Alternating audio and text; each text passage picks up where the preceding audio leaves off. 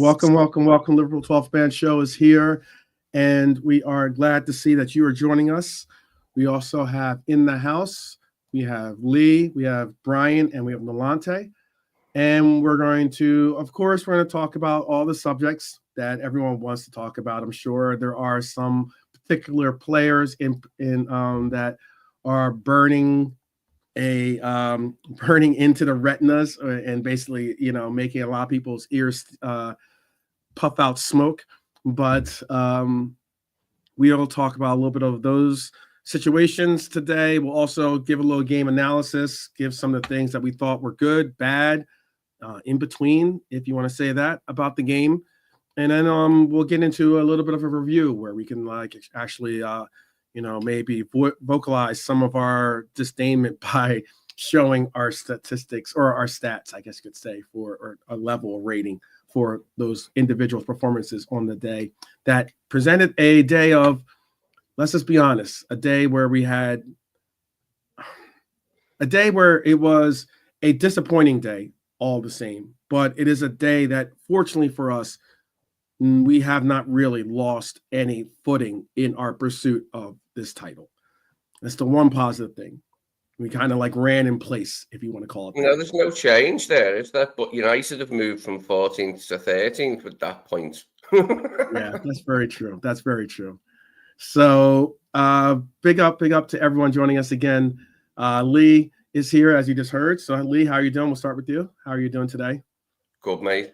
Excellent. Disappointed, yeah. It's always disappointing not to beat United, but we're still exactly where we were before the round of games, aren't we? In terms of goal difference and points over Arsenal and Chelsea. So it's not the end of the world, is it, guys? No, that's very true. Very, very true. Good words. Brian, how are you doing today? Down and out in Beverly Hills. Yeah, it's like we said, JK said earlier on, he said, I never go over the top. Mm-hmm. He said he'd never seen me go so strong on a game as I did before this game because it was all there for us, Mm-hmm. And that was a real kick in the you-know-whats. That took those boys dropped points, so could have been a lot worse. Could have been a lot worse if Harry Maguire sticks it in at the end and it's ruled onside. But we came away with the point. We take that bloody point. But yeah I was expecting something very, very different to what we got. But that's my fault. I have to say, my moment of the match was Darwin's assault on Van der Ligt because, it was a little bit emotionally immature of him, but I found it funny. Maybe he should have went over to the punchline and done that to Arnie Slot to wake him the fuck up out of his slumber. No, I agree. I actually looked at it very similar as look, I definitely did not like the fact that he got a yellow card. He's going to be unavailable for the League Cup match, right? So, or at least the first leg of the League Cup match, the semifinal. So that's disappointing. But did I think he was going to start in it? Probably not. Possibly, as in now with the way that this coach is picking the lineups, I wasn't the strongest in believing that he was going to start that game anyway. But all the same, taking himself out of the mix isn't exactly ideal at all, as being an option at least. But I can say this. I think that what he noticed, or what he definitely was getting frustrated on the pitch or on the sideline probably, was the way that Maguire, the way that even De Ligt were bullying our forwards. We're basically, a lot of those cases was, they were taking their little, nudges and bumps and going really, really aggressive into tackles. And I thought that maybe he got on there and said, you know what, try that. You can do that. You could try that with maybe Lucho, but try that with me. So. I seen Jota getting into it with Martinez as well. Not long after he come on, they were staring each other down and giving it, yeah. What? And Martinez was pulling all sorts of weird faces at Diogo, made me laugh that bit. Yeah. But Exactly. Diego's not going to settle. Diego's not the guy to try to to try to punk. He's not someone to try to punk or try to think that he's going to be like all Mr. Polite he'll shut you up by evading you and score. Yeah, but Lee, we were talking about this a while ago. We were getting bullied by Manchester United in that game. What was it like? Oh wait, something like that. Anyway, Stevie G is on the bench, and exactly that is happening. Our players are getting bullied. What does Stevie G do? He comes on and immediately 2-foots Anderson, we think it was, and he gets sent off. Thanks, Stevie. Thanks. Yeah, thanks for telling me you won't get bullied. I don't need that. Come on and score a goal. Shut him up that way. We said it when we were watching. That's one of the stupidest yellow cards you'll ever see in your life. I haven't seen one of them for a while where the forward does that to be censored off. I've not seen one in a while. What even was that? Anyway, but look, I mean, if you've got a manager that is clearly lacking in confidence in you, leaves you on the bench in the last game, doesn't start you, brings you on with an opportunity to do something in the game which we need to win, and that's your sole contribution. That's not what in that game said to Arne Slot, you can rely on me, you can do this. In terms of a mini audition, that was. Do you think maybe he felt, well, I can't score, so I'll give the fans this? I don't. What? Okay, honestly, man. Well, maybe no more gymnastics. No, I really do. I honestly do think that. I think that back line. I think that back line was the mentality. Of that back line was to be bullies, to be aggressive, to be bullies, and to temper and try their best to get under into the minds and under the skin of our players, our front line. What did you make of Maguire's yellow? What did you think of Maguire's yellow or Mo? Oh, yeah, we can get on that. We can get in on that. I thought I did think that it was a foul, despite what people think. I know that he did get in and make contact with the ball, but I think what he did was he made the tackle, but then what he did after was to make sure that he tried to bring down. He tried to scissor kick. Yeah, really make sure that he not only got to the ball, but that he got a piece of Salah as well. And that's why, when you see a lot of the incidents and the likes, that's why when Diego was making a point of being making a point and getting in front of that's what sparked Martinez, I think, and because it wasn't something that Diego got involved in, or wasn't Diego that was in the foul. I mean, Martinez and Diego were getting in it because Martinez was trying to be all his normal self of being an instigator, and Diego wasn't having it. And that's my part and point. It's it was frustrating. That game was very frustrating because there's a lot of elements of it that weren't exactly in our favor. In that there was. I think honestly, and I said this time and time again, I think this game was a game where, unless we blew them away, as in, I don't need a pause or not behind that, but unless we beat them badly, unless we had a 4-0, 3-0, 5-0, something along those lines, right? People are going to see it as some type of win for Manchester United because everyone had them losing this game badly, very, very badly. I brought that quote up on your show, Brian, about how, for instance, ESPN FC brought up when they manufactured some statement or some post where basically they were trying to say, oh, Amarin, he's done so well. He's gotten results against two of the rivals, City, they got the win against, and now against at Anfield, he gets a draw, oh, what a coach, what a this, what a that. And you're like, so you're gonna not really look at the fact that in the last 10 games, this coach has 3 wins, 6 losses, and a draw. That's progress to go from 13th to 14th to 13th. that's the element. Like, as there was no win in this unless we beat them badly.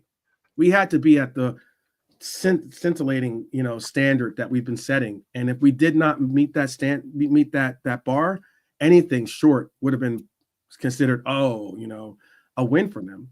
So it was a lot of pressure. And unfortunately, we did not meet the bar. We did not meet that bar. And if anything, I didn't care if we won 5-0. I wanted to win 5-0. Certainly, I can't stand Manchester United, especially for these points.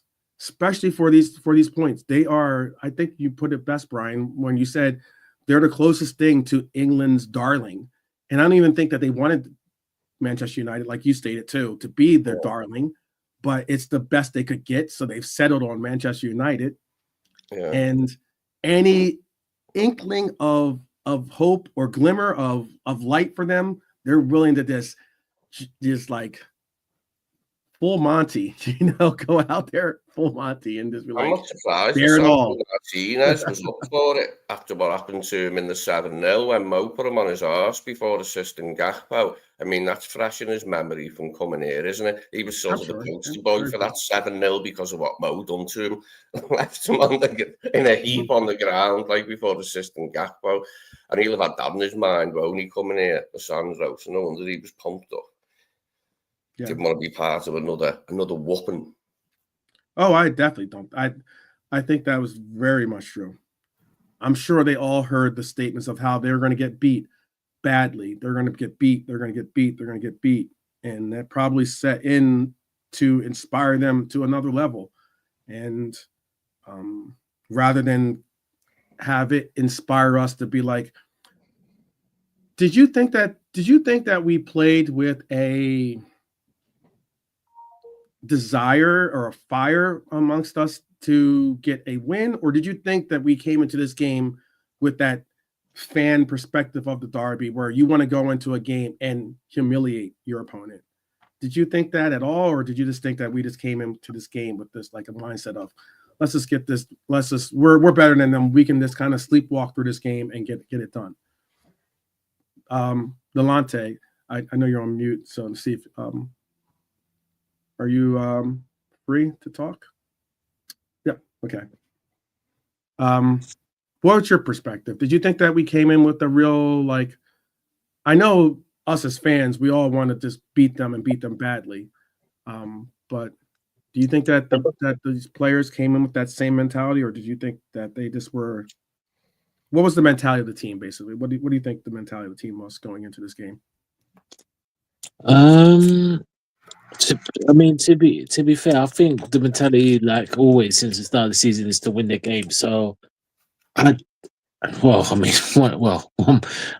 to do the single out player, so I'm just going to skip my next comment. So I don't want to do the single okay. But let's just say they wanted to win. It's just that they underperformed. I know I was going back and forth with, again, I don't know what fan he was on the Aaron Neville podcast when him and Jamie were discussing the game. Mm-hmm. Some interesting points there, and he was saying, well, it's more united. And I said, yes, it's more united, but we underperformed. You cannot sit there and say we underperformed. We can play a whole lot better. Yeah. We played, we were, what was the saying goes? We were a moments team. We were a moments team. We played, I think Brian mentioned it yesterday. Certain spells we had some good, but which we could have. In honesty, we still could have won the game, but it just wasn't enough. We gave Man United too much space. We gave them the confidence, and again, on another day, we could be even more angrier right now. But it's again, this is the Premiership. Nothing, as people like to say, and Arsenal fans we're in their head saying, "Oh, league's over," and other fans, no, the league's not over till mathematically. This is the Wild Wild West, and anything can happen. In my opinion, this just has to be a wake up call and just say we just kind of not to do this level of performance. But again, it's annoying for me because it's them, them. Right. And now the overreaction, and you got people like Rants again. Oh, what Salah is just a striker out wide that gets goals, and it's just a GA man. I mean, again, it's just again, it's up to them, innit? But the disrespect comes, and what did he do? And so yeah. But I don't think it's a mentality thing. I think we wanted to win. That's for sure. We just didn't play well. Mm-hmm. Just I'm not saying just quickly for people asking, Forest will go level on points with Arsenal as it stands, but Arsenal's goal difference is like plus. They're way ahead of Forest, so it doesn't matter what Forest do tonight. They'll be third. They won't go second, but they'll be level on points on 40 points with Arsenal. But Arsenal's like plus 26. They're like plus 9, so they're nowhere near them. So they'll be in third whatever happens tonight. Yeah, goals wise, I mean, unless they lose the game, but as it stands, they'll be in third. It doesn't matter. They won't overtake Arsenal. They not on goal difference. There's no chance. That's just not going to happen. But yeah, they are level as it stands. On Nottingham Forest are currently level on points with Arsenal. 2 quick points too before you guys chime in. One, I think that Nunez will be suspended for the League Cup game because that's what happened to Maka when he got his yellow card accumulation suspension. Yeah, league is league. It doesn't go into the FA Cup. Like if you're suspended, if you get a suspension in the league, it's league. And the next FA Cup, you won't be suspended for that FA Cup game because it's different competition. But the EFL is a league Cup. He will be so league. Right. Yeah, it covers both competitions basically. Right. So yeah, so if you got sent off for violent conduct in the League Cup, 3-game ban, that would count in the Premier League as well. Yeah. It wouldn't just count in League Cup games. Right. Unless, again, we've been here wrong before. Unless they did rechange the rule, have changed rules, but that was always right. The League Cup and the league is suspensions carry over into each other, but the FA Cup, no. Right. And obviously not yours. Yeah. Right. And then also, I would even go as far. Mark A said, "We're lucky Maguire missed that last-minute chance. We are lucky that he missed it, but we are even." We're even luckier, I believe. And this is only my perspective, but I think we're luckier that Zersky, I hope I said that right, but Zersky, right? We're luckier that his confidence is in the bin, that he didn't try to take that shot himself, and that he provided a absolutely poor pass to Maguire, knowing that it's a defender you're passing it to, B, it's Maguire you're passing it to. It fell to the right player. Exactly. And then the fact that he did what he did with it, and it was a bouncing pass that he ended up hitting off his shin, and it flies over the bar. So fortunately for us, Nolante said earlier on it would have been offside anyway, so because Xerxes was offside. I think he was offsides too. Yeah. So he looked it to me. Yeah. Sorry, Kevin. Sorry, quickly. Can I say, will that create more pressure for them? Pressure like that they're level on points with not the goal difference with Arsenal. On Arsenal. Yeah. I'm sure. Yeah, Arsenal don't want to be. Arsenal can't drop more points. They know they can't drop more points, and they know that. I think that Arsenal and both. Let's just be honest. Forest does not think Forest does not really believe they're in a title race. No, they're already at Disneyland. They're already at they're like whatever happens from here. They're at the food court sipping on whatever happens from sipping on a beverage and like chilling. Yeah. They're like, hey, we've already we're good, So Forest isn't going to necessarily push Arsenal to the brink, but I definitely think that it's a wake-up call of the level that either Arsenal are at, considering they were the preseason favorites for this title. To be in a place where you're level on points with Forest might be a wake-up call of, hey, we need to step this up. So that could be something of a pressure cooker. Okay. So maybe it's not that. Maybe it's that if you get maybe it doesn't carry from the league into the League Cup, but I'm certain that if you get sent off in the League Cup and you get a 3-game ban, it carries into the league. So maybe it only works one way. So what Ian is saying, he isn't going to be suspended for the Spurs game. He will be suspended for the Nottingham. So maybe it works the other way. It's like if you get sent off in the League Cup, those games work in. Yeah, I don't know. If somebody has the time, or Hilo, or you're good at that shit, man. If you could look that up. Mhm. Yeah, that sounds a bit, that sounds more right. Yeah, because I've seen that happen where a guy got sent off in a League Cup game for us, maybe, and he wasn't able to play in the next league game, but maybe it doesn't work the other way around. Where if you get sent off in the Premier League, you're then. So Who yeah, he else missed got the booked next for Premier us? League game, not that game. So he's out. He's out for the Forest game then. Yeah. We had other bookings. Who else got booked for us? I forgot. There's 2 others, wasn't there? Say again. Who else got booked for us against United as well as Nunes? There were 3 yellow cards, weren't there? But I forgot who the other 2 were. The Gakpo Who else got got booked. booked? I'll tell you. Yeah, Gakpo got a yellow card for a thing. Gakpo, and I think Mhm. Grab got yellow, didn't he? Did he? That means he's out for Forest. Maybe Trent. no, maybe not Trent Grab. got a yellow. Trent. No, Trent got a yellow. Yeah. And I don't know if Cody got one or not. Let me double check for you. I don't think he did.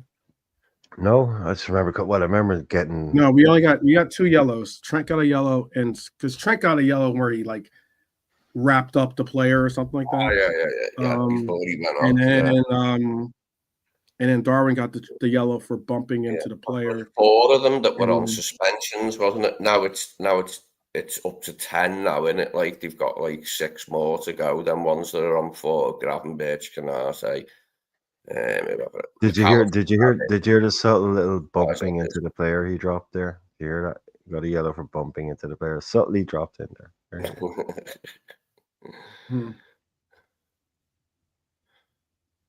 Yeah, I was sure, but I know Cody got tangled up with somebody. I remember there was like a bit, he was holding somebody down, but obviously he didn't get a yellow for it, so fair play. But yeah, there's only really one thing I remember Cody from for yesterday, and that was leaving Anthony Onana looking like a statue in the middle of the goal while he pinged it into the top corner. What a strike. The definition of unstoppable right there. Dallow's yellow on Salah was quite early, wasn't it? Like he was on a tightrope, like from early on, wasn't he, Diego Dallo? But managed to do it. They had 3, didn't he? There was him, De Ligt, someone else got one as well. Anyways, don't matter. But yeah, Darwin's going to be out for Forest, isn't he? So yeah, I knew that was bollocks that it was reset because all the breach and like because ours was postponed, it was reset. That I knew that was bollocks. As if they'd like reset it and go, yeah, just let Liverpool off with this one. That weren't going to happen, was it? Oh yeah, with the 19 thing. Yeah. You have to play your 19th game. Doesn't matter whether it's later than everybody else. Like, you're still not going to get away. It shouldn't count like that though. That's and I get that. I know that. I get that. It's. Canate was the one, wasn't he? That we were starting the game. If he'd got one, he'd have missed the Forest game. Right. I want Gravenberch actually, because we don't want to be without didn't want to be without Gravenberch for Forest, did we? Like, or do we? Would we? Potentially, you know what I mean? It's a big miss, and he like at the moment. What is that now? What did you say? It's a big miss. Gravenberch, yeah, he's got to go till 10 now, hasn't he? Like he's got to get 6 more to get a ban in the second half of the season. Right. Gravenberch is clear. It does in essence of like. You can just look at it as it resets, I guess, or something. But yeah, and then it's 15, isn't it? After that, 10, then 15. They don't need another centre half. Sorry, please. United. No, sorry. Just something. Chelsea want Mark Gay. Like Chelsea got how many? Do they not already have like 8 centre halves? Pretty sure they do. Surely. Greedy. Yeah. Club. Fontana, injured for the rest of the season, and I think they don't trust one or two of their centre backs there. Hence, they want experience in the grey in that kind of context. Yeah, but Fofana came in, then did his ACL. Yeah, he's out. He's gone. Yeah, he's done. Yeah. No, but that was last season.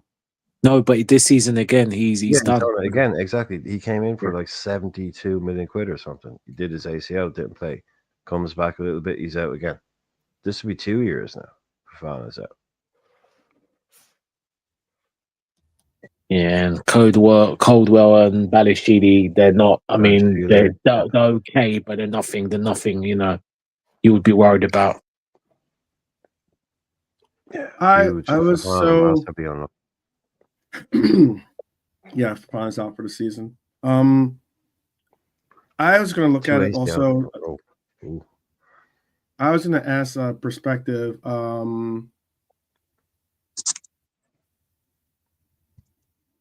I know, KJ. That's why it's interesting too, by the way, because Saliba got a red card, for instance, in the Saliba got a red card in a Premier League game. Yeah, if someone can look up the rule, and then he ended up missing the League Cup game. Like I was saying, if Hyler is good at that shit, if Hyler can find a rule that says it makes no sense. Maybe that's the reason why I would think. And again, like I don't remember not correctly, so you can correct me if I'm wrong, but I thought McAllister got it in a Premier League game. He didn't get it in a League Cup game. Yeah, we need some clarification. Someone can find a rule and we can see what it is, what way it works. But yeah, big up KJ. Because you know what they're like. It might have been something last year and it's different now. Because they got rid of replays this year. They've gotten rid of some stuff this year. Mm-hmm. They changed a few things. Maybe they've changed something like that. Yeah, I don't know. Or maybe it was a leg break. It was 2 years ago. Sorry, he broke his legs. Sorry, not his ACL. Or maybe it's like something like you can be suspended for you can't be suspended for the semifinals. Maybe. Do you know what it is? Actually, I would. Each competition. I bet on this. Suspensions, but I think what it might be is if you accumulate yellow cards in the league, right? That's a kind of a league suspension. Mm-hmm. But if you get sent off in a game, as in a straight red, then that carries over. Because I think that's what it might be. It's if you get sent off. That's something that we would definitely. I think that might. So if somebody punched somebody in a League Cup game, you're banned in the league, as it were. Mm-hmm. So if it's a league ban, but if it's a suspension on accumulation, that wouldn't. I think that's what it might actually be. It's like if you got a red card in a League Cup game, a straight red, for whatever it is, 3-game ban. It's worthy of a 3-game ban. If your team then gets knocked out of the League Cup in that same game, you're going to serve that suspension in the league. Mm-hmm. I think that's what it might be. Excuse me. Yeah. It's suspensions and bans basically. That's what he's. Yeah, it's a difference between a suspension because he's suspended for an accumulation and then a ban for violent conduct. Yeah, that would be it, I'd say. The question, or I'll start with the statement and then ask try to pose in the best question I can. But this next run of games is certainly going to be a needed break from the pressure cooker that is the league. Obviously, every game counts. Every point we can accumulate in the league is important for us to get. The League Cup, depending on your opinion of it, might be not necessarily the top priority on the list. It might be something that you don't really care about per se. I don't understand those perspectives, but all the same, we have these two next matches: a League Cup game, an FA Cup game. League Cup on Wednesday, right? An FA Cup after that. Third round FA Cup match, right? And with that comes a team that we've beaten pretty handedly already. a team that's in a little bit of their own turmoil as well. That doesn't mean it could be a situation where I'm not saying we overlook them, but I'm certainly saying it's a team that we should beat and can beat. And then the FA Cup is a game where we do have a team that we certainly can beat. It would be if they were to beat us, it would definitely be one of the upsets of all time. So, with that said, is this next 2 games an opportunity for us to really get a strong handle on the character of the club and be prepared for a very, very difficult match at Forest, and have that and a build-up basically of our character, and a opportunity for us to really have that character be put on put to judgment when we do reach the Forest game? Do you think if that is like basically what we are kind of lining ourselves up for, or is that a positive way of looking at this? I'll ask Lee that question first. Jimmy. Sorry, what was the question? Okay. Okay. Okay. Yeah. All right. Well, what I'll was Brian. the 2-minute question? It was a 2-minute question. Give him the short. No, give him the shorthand. Give him the shorthand. Right. And I saw a simple answer from Trap Joe's yes. Yeah. What way do we? Can we make the most of this opportunity in the sense of this is a place and point where we are definitely in the dumps in the opportunity lost.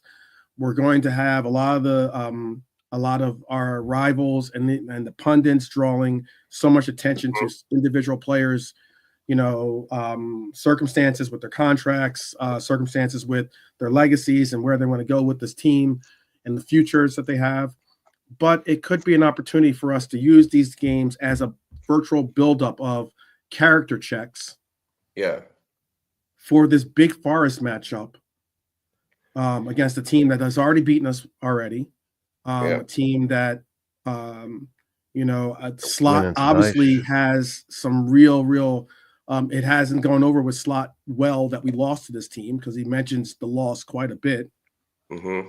Oh, can you remind me to bring up a point I have about that? Okay. Before we finish. Okay. Yeah.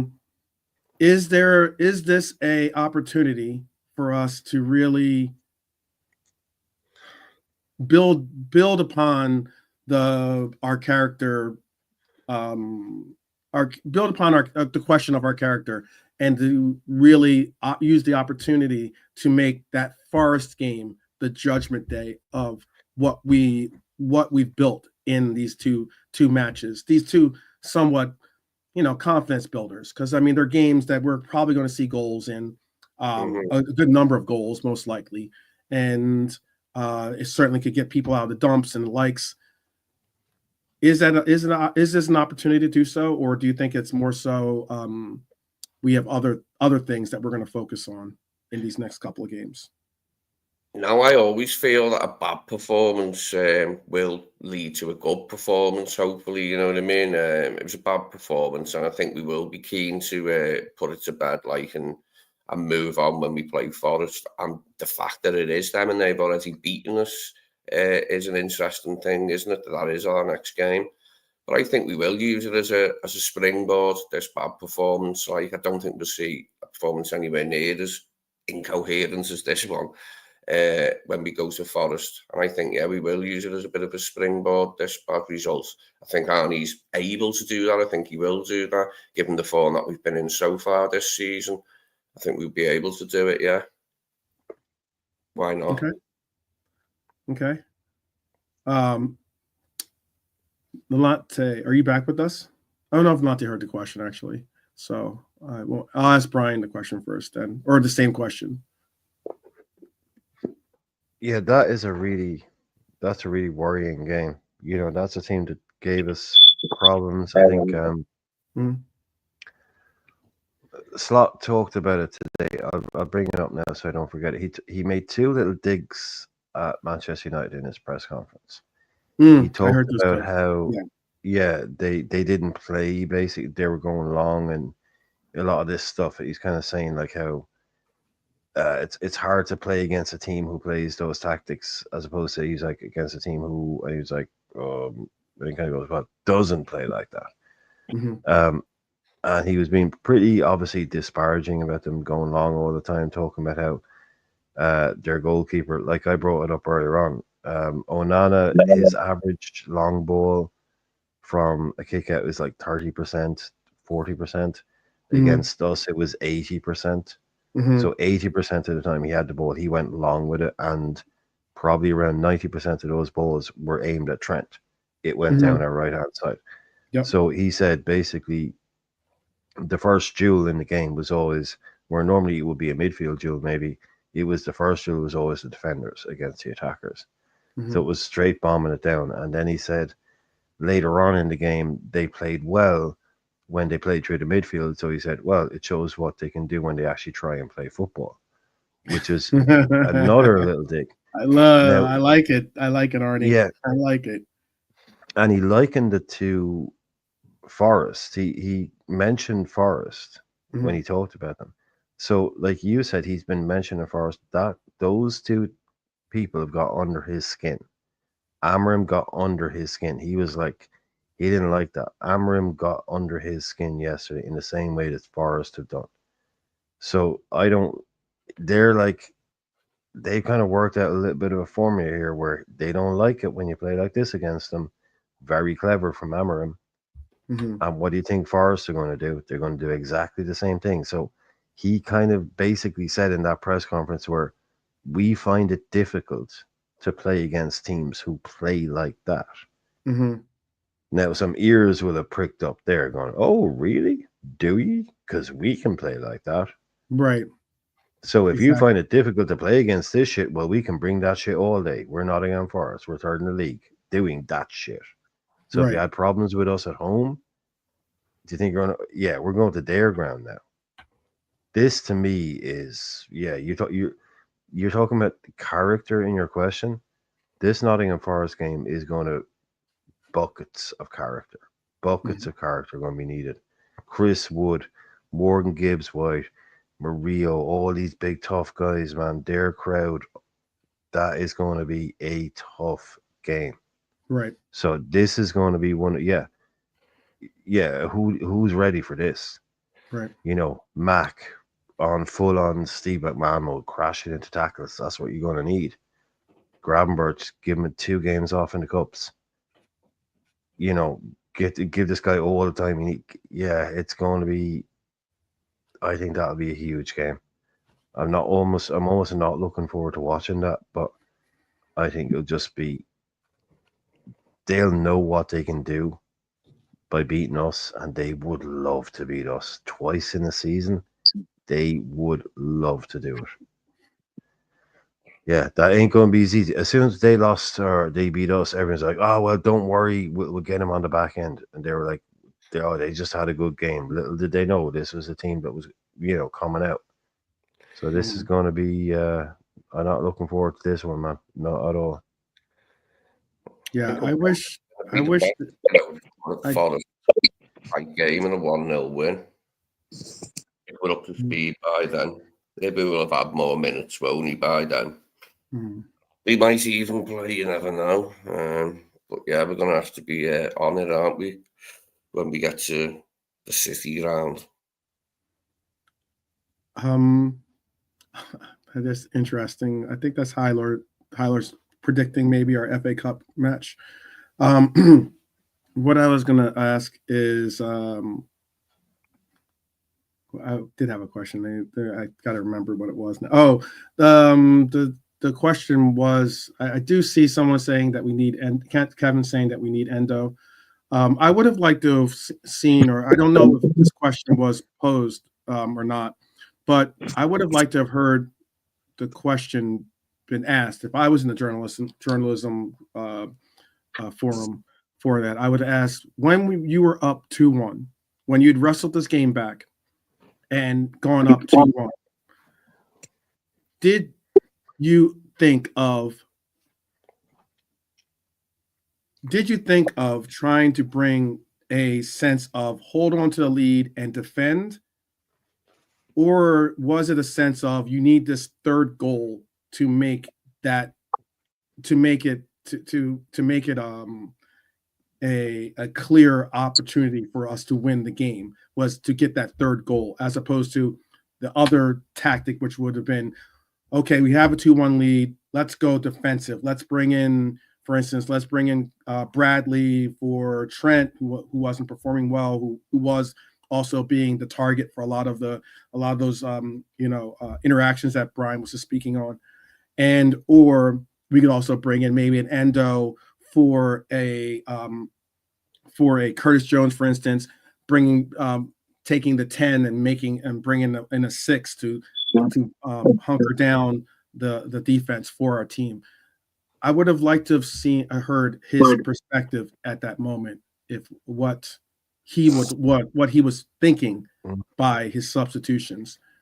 But the one I want to know is what happened when Gakpo scored, because you've got Nunes and you've got Jota right there ready to come on. I get what happened with that one. What was the talk? Yeah, what was the thoughts? Did you think? I think he did answer that too. Yeah. I think he did answer that. Yeah, I was waiting because I showed a short conference on my channel. It was on 6 minutes long, maybe. That wasn't one of the questions, but I would like to know. Interested to hear the answer to, like, did you think, okay, yeah, maybe Darwin sit down or Diogo sit down and it's going to bring on one, or did you think, I'm going to bring on two, but I'm going to switch out Darwin for Endo, or what? Did you just think it was good to go at 1-0? We still need to win this game. Yeah, I would have been, because he would have had a conversation with himself. Definitely, that was like, okay, we're about to do this at 1-0 down. Now 1-1. Has to be a difference in your. But he had to think on the fly there. He was very much thinking on the fly, and he decided, yeah, look, let's just run with it. Let's do it. Mm-hmm. What was a question that you would have asked if you're in that press corps? That was a question I would ask. For me, anyway, that was a question I would ask. Yeah. You heard my question. My question was, what is, when you guys were thinking on the sideline? What were you thinking that after we went up 2-1, was that goal after you see Salah score the penalty kick? Was your mindset, we need a third to hold on to this, or was your mindset, or could your mindset have been, let's go with, and it's obvious what it was, but 2-1, let's hunker down and hold on to this and get out of this game with a 2-1 win? That would have been my question. What would have been your question, Lante? What would have been your question if you had the opportunity to ask? You've got the mic. You're in the press conference. You've got the mic. David Lynch just passed you the microphone and said, go ahead. No Jerry Springer intros, by the way. No Jerry Springer. Be professional. Be professional. Tell us in the comments, too. Tell us in the comments what your question is, too. I'm sorry. Go ahead. That's all right. Guess what, Trent? You've been exposed. I heard you've been sleeping. No, I'm joking. No, oh my God. Oh, serious. No. I think two of you stole the fun out of two of my questions. So I think I'm going to ask a separate question from what you two have mentioned. I think one of my questions ends with Federico Chiesa. He's 100% fit. Why wasn't he used? Because and I know, again, I'm looking at a different perspective. Salah scored the pen, but he wasn't his Salah that we usually seen, if I'm honest. He's a bit where would you put him? Where would you put Chiesa if you were going to bring him in? Could have been either one. Could have replaced Salah or Gakpo, because he would have given us a different direction, some running power and something for them to worry about in a different context. No way Salah was coming out of the game. I know, but it's just something different. There's absolutely no way. If you thought it was a hailstorm from Trent's actions and performances. Yeah, Oh, I know. Yeah, I know, but it's just like I like something different. And like I said, I keep it 100 for all players. So mhm. if they're not 100% in the game, then why not? Because you never know.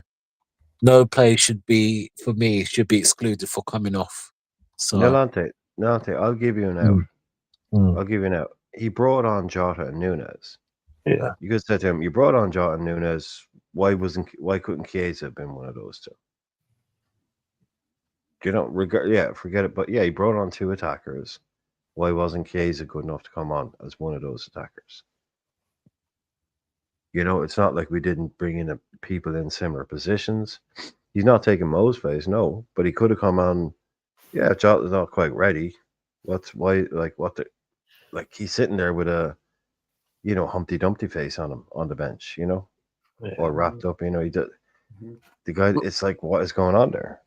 Definitely.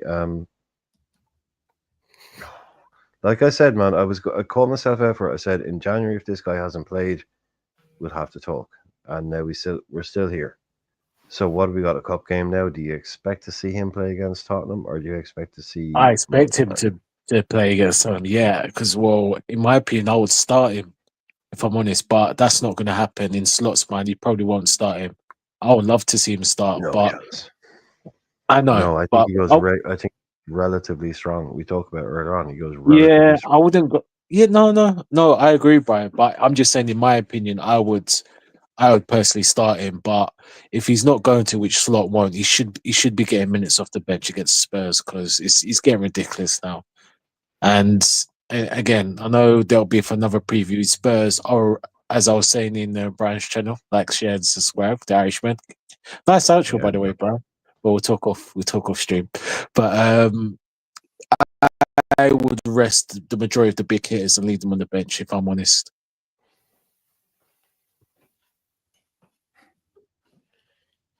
Okay, Lee, do you have a question for that you would have asked Arnie?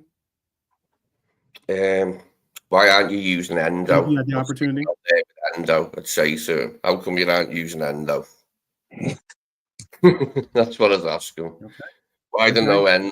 That's a very good question. Well, KJ said in the chat that apparently Endo was told to strip off at 2-1, but then didn't come on. I didn't see that myself, but that's what KJ said. Yeah, I didn't see that either. But, Interesting though, if it did happen that he had the thought in his head and then changed his mind. No. Yeah, that's what I'd ask Arnie. Yeah. Why aren't you using Endo more? Okay. Let me see if is there anyone in the chat that offered a question that they would have wanted to see? Let me see. Oh, my chat for some reason just went blank. Do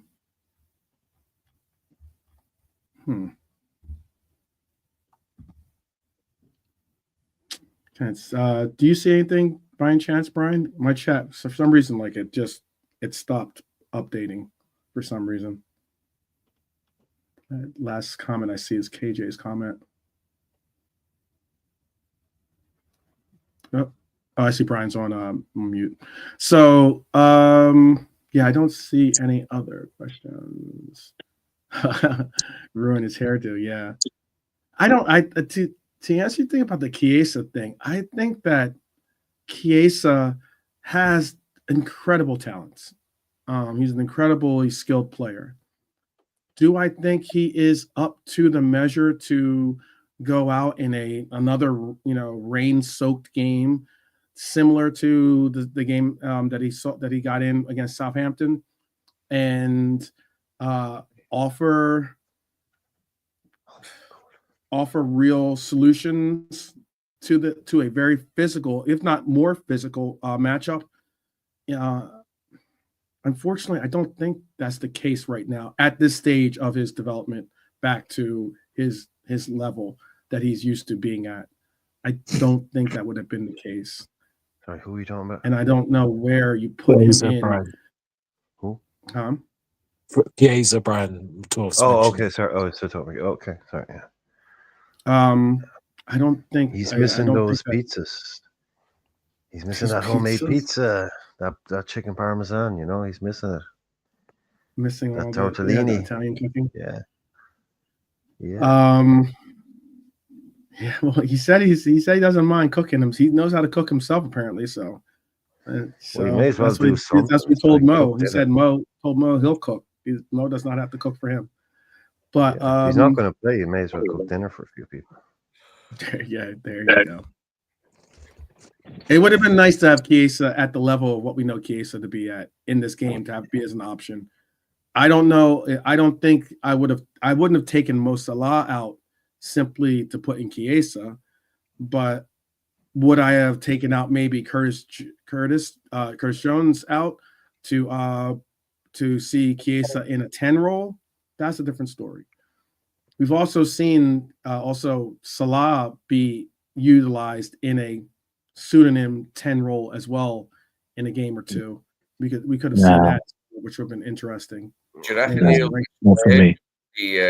The upcoming Champions League, the remaining Champions League fixtures, the two, with us having 6 wins already, do you think he'll risk Virgil in them games? He shouldn't. He shouldn't. I'd like him to rest a few in that, seeing as how we've got 6 wins already. I mean, it's done, isn't it? It's done. That means it's done. We don't have We're to. through. Yeah. How about this? Another question, Lee. You can start this one off, and because I just saw KJ bring up something about Ibu. There were those of us that didn't necessarily want Ibu didn't want to see Ibu have to start. I'm not saying I didn't want to see Ibu play. Of course, I want to see Ibu play, but I would have preferred him in a substitute role rather than a starter role for yesterday. Mm-hmm. But all the same, that's why I had him I had Kwanzaa starting instead of Ibu in my prediction. But was yesterday, did you think that Ibu looked 100% back, or did you think that Ibu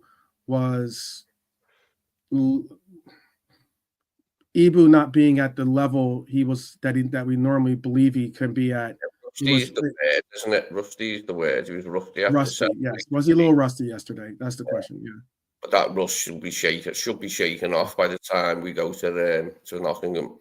I would imagine with the Spurs Cup game. And I'm not sure if he'll play against Accrington. He'll probably play Gerald Rando against Accrington, I would imagine. But he could get minutes against Accrington, couldn't he? Just to help him towards the Forest game. Do you think it was a testament of this coach has more faith in Ibu, even at maybe, let's say, 80%? Yes. Than he does Kwanzaa at 100%? He's took a shine to Ibu so far since he came into the side, and then we were doing well. He took a shine to him, and he wanted him straight back in the side immediately. I wasn't surprised. I thought he'd come on as a sub, if at all, because I thought we didn't need him even. I thought we could beat United without him. But yeah, he brought him straight back in, and that speaks volumes for how much he likes him and values him as a player. He was prepared to bring him straight back in after 7 weeks. Cost us in the end. That's a little troubling, considering that Kwanzaa was on. How and where? I mean, like I know that Kwanzaa will get time in one, if not both of these games, possibly. But that is troubling to see that Kwanzaa has fallen off so immensely with his confidence. But this is the thing, though, boys. You rarely in any game make a substitution at centre half. Very rare. The two centre halves that start usually finish the game. You make your subs elsewhere. So if Kwanzaa doesn't start the game yet, like I think what happened was, I think with the five, someone said earlier he ran out. I think Kev said he ran out of steam. I think the idea yesterday, I think maybe we did overplay the confidence hand a little bit on that. Maybe thinking we'll be able to take off Ibu, and maybe that might have come back to bite us. But yeah, it was a big ask. Like I said, I wanted him to start and I backed him to start.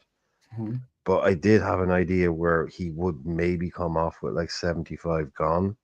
Mhm. Because, like the lad said, by the end of that game, he was running in treacle. He was done.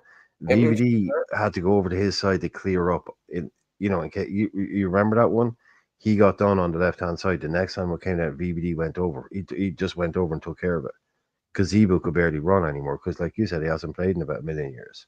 Mhm. So yeah, I think the idea maybe from Slot was thinking we'll be 3-0 up. Maybe I can take him off. Then maybe a bit arrogant, but by the end of that game, yeah, his legs were done, man. They were shot.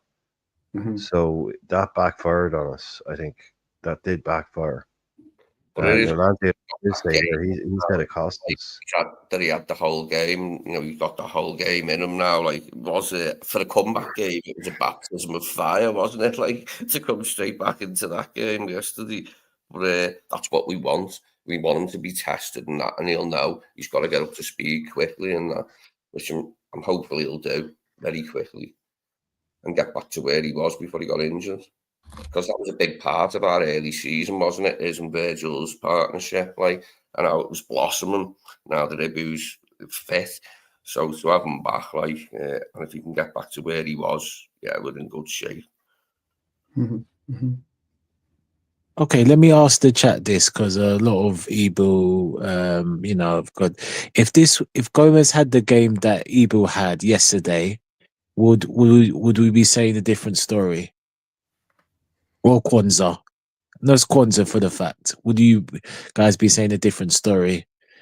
No, like I said, I get the fact that Ibu was he's his first game, so I'm not gonna go too hard, but we have to call spade a spade. He weren't great. He was okay, but he weren't great because on the other day United cut through us like butter.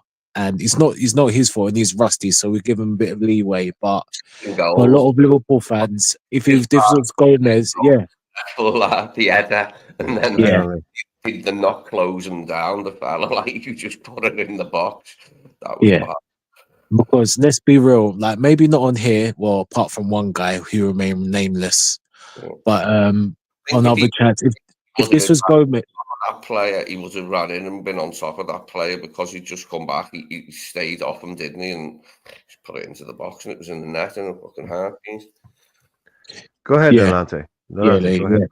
yeah. So I was just saying, Brian. So I was gonna say, if this, like, maybe, like I said, one guy who was in here, if you watch the stream, remain nameless. But in I'm other, saying this. exactly, Brian. Brian done that very well. See, that's why he's the flying Irishman, as I call him. But if this was in other podcasts and streams, if it was a Joey, if it was a Kwanzaa, people be having a whole different action by saying they feel sorry for Ibo. You know what I mean? And that's it, Healy. And that's it. All I want is we just got to keep it 100. You can't just say one thing for one player and one thing for other. You know what I mean? Yes, he was rusty. I'm taking that into account and I get it. But he was poor. Apart from VVD, the whole back four was poor. There's about ample times in that game where United were dangerous and then VVD mopped up. You know what I mean? And yeah, we conceded 2 goals, but that's down to other individuals. And that, again, was a tactical mistake on my behalf on Slot. And as good as Slot has been, and I said it at the start of the season, if we don't rest VVD, if we don't rest Salah at certain things, then we're going to be having the same conversation as we do at the end of the season. Now, Slot, we're critical all the time. Slot has to use this squad the best of his abilities. Now, we don't know if he's spoken to or I'm sure spoken to the board and said, get me in January, whatever they told. And again, if this is the squad we're going through to the end the season, he's got to use the Simicasses. He has to use the Enders more regularly. Even Tyler Morton, because what's the point? Tyler Morton having a great season on loan and whole, and he's hardly getting anything. And I'm not saying starting, but just some substitute minutes. All these players need to be used. If there's a chance we're going to win the league, we have to use these players. And like I said, and I repeat it again, Endo, Simicas, all these players, what have they done wrong? What have they done wrong? I don't understand Slot thinking wrong. And even Chiesa, look, I understand the fault of him being fit, but he's been fit. He's been fit. Use him. Use him. We saw Southampton that he was rust, but you could see the quality, the traits. You know, one, he should have scored, and the two, use these players. use these players. That is what I'm saying. If we're going to potentially win this league, these are not rubbish players. These are good players and players that play the dues. Use them. That's all I'm saying. Yeah. You can Let's throw not jump the gun and play. You can throw Endo Yeah. in that conversation too. Yeah, that's 12th. You know what I mean? Remember 12th. You know, Brian and Lee. You know, I remember I was the one who's, you know, like I said, I didn't want Endo. Mhm. I was disappointed. 12th was the I think JK took, but 12th was the one who championed Endo from the start. He was the one who kept Endo's faith, and he proved himself last season. And I said after that, I said, you know what? If he's still here, he needs to be used. He hasn't put a foot wrong, and Slot has not used him accordingly. Gravenberch, VVD, these players need to be rested, and this is why questions need to be asked with Slot with certain things. Because if he keeps on doing the way things are going with this squad and not using them properly, then it's going to be another season of frustration, and that's the one thing that I'm worried about. So I think KJ too had Endo. Was in the Endo camp too. Oh, okay. Oh, sorry, KJ. Sorry, KJ. Apologies, KJ. Yeah, but can I just say, I remember the whole conversation. I remember the conversation with you. Everybody, when they drilled into it, was like, look, I've never seen him play. Even you were saying, look, I've never seen the guy play. I mean, let's back him while he's coming in.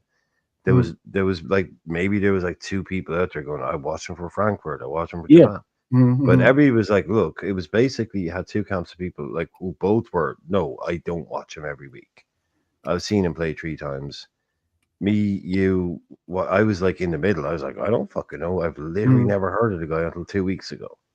So I'm going to sit here going, well, my opinion on Endo is this. I mean, I'm like still looking him up on Wikipedia.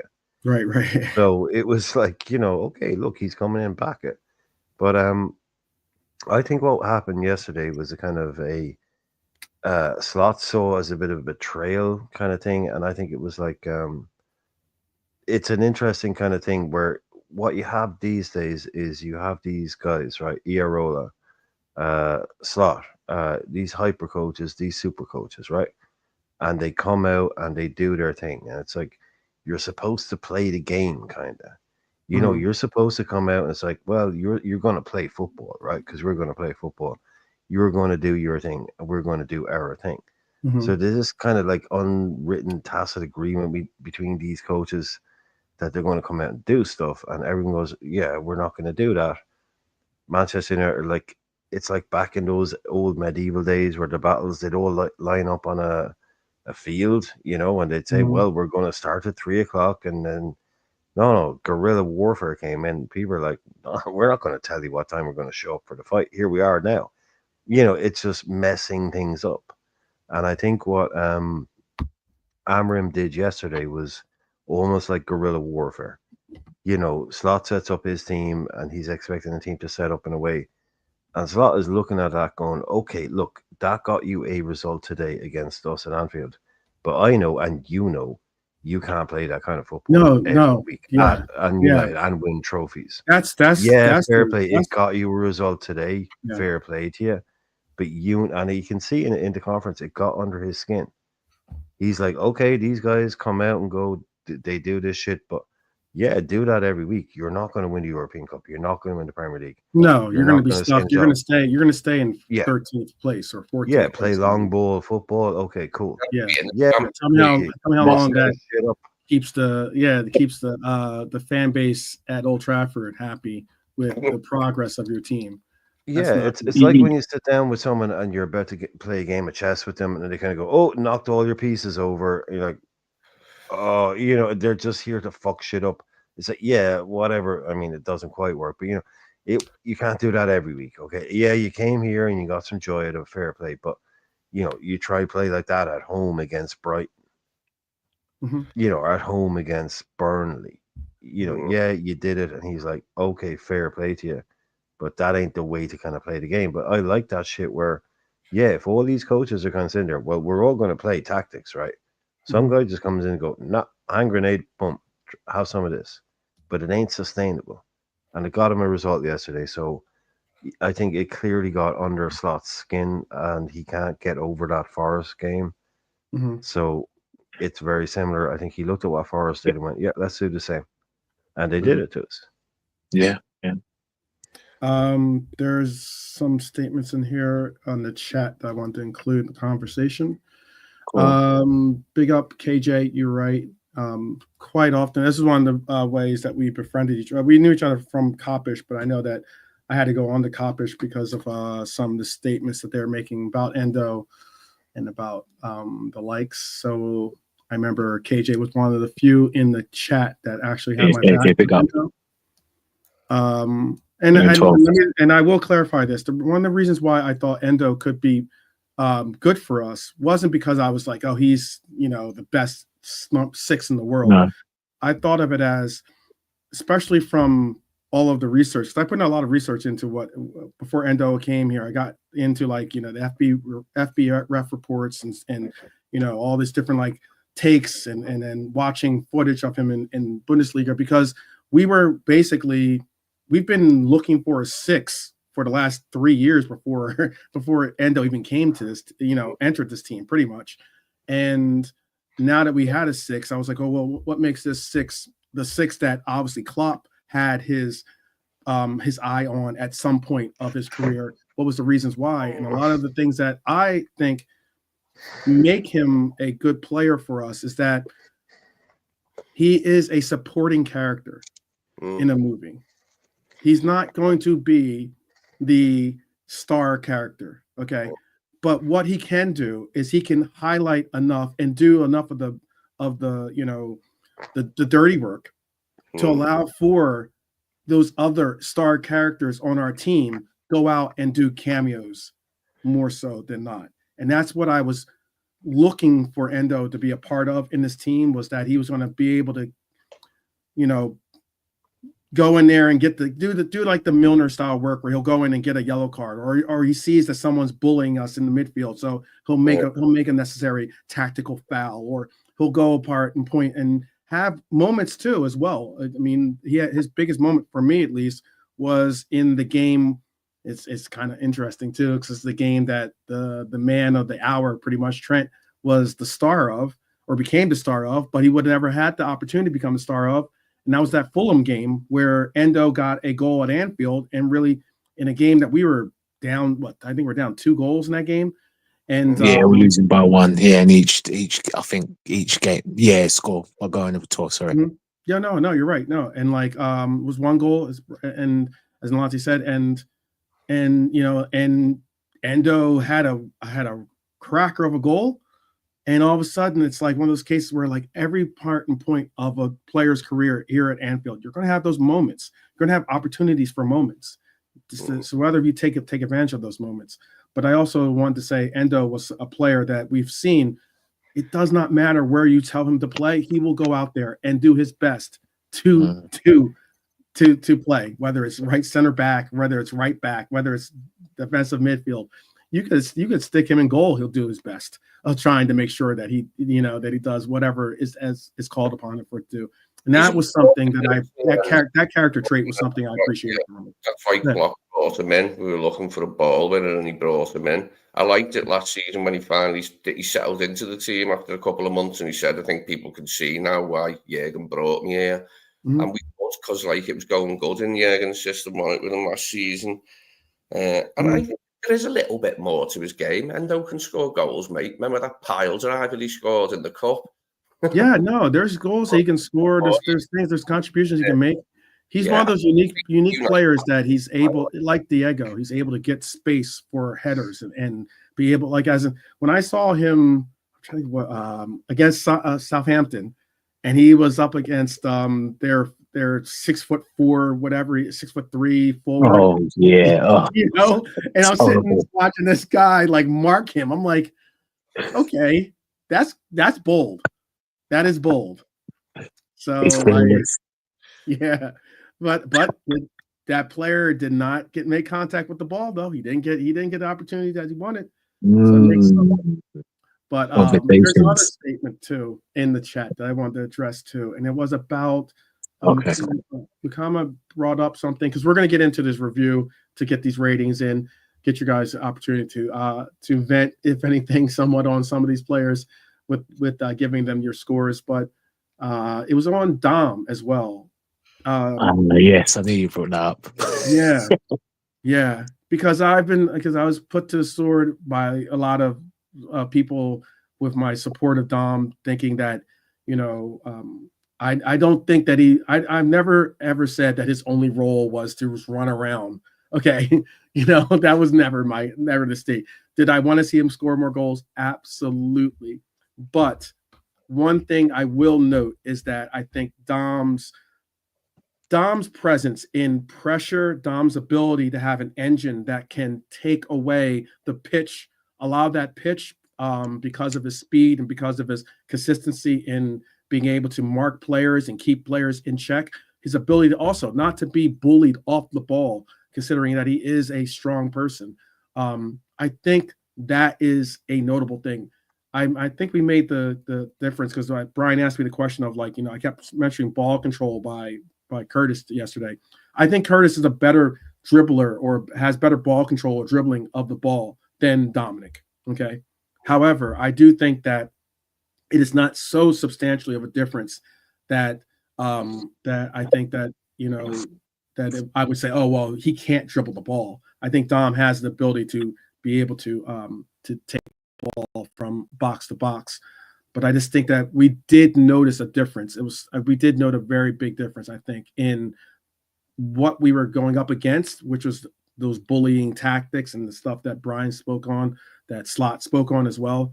I think Dominic could have provided a different angle or approach to countering that tactic than what Curtis brought to the table. I don't. If I'm alone on that, tell me by the panel. If I'm alone on that by the chat, you can say the same.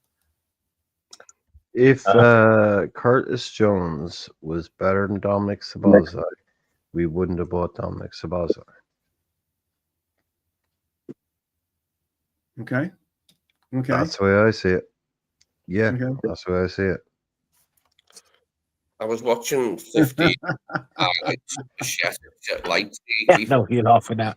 Oh, man.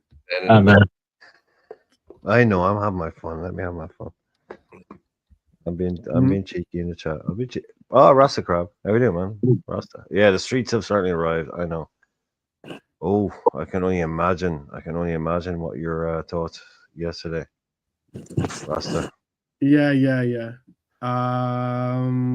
Okay, KJ disagrees with what I had to say.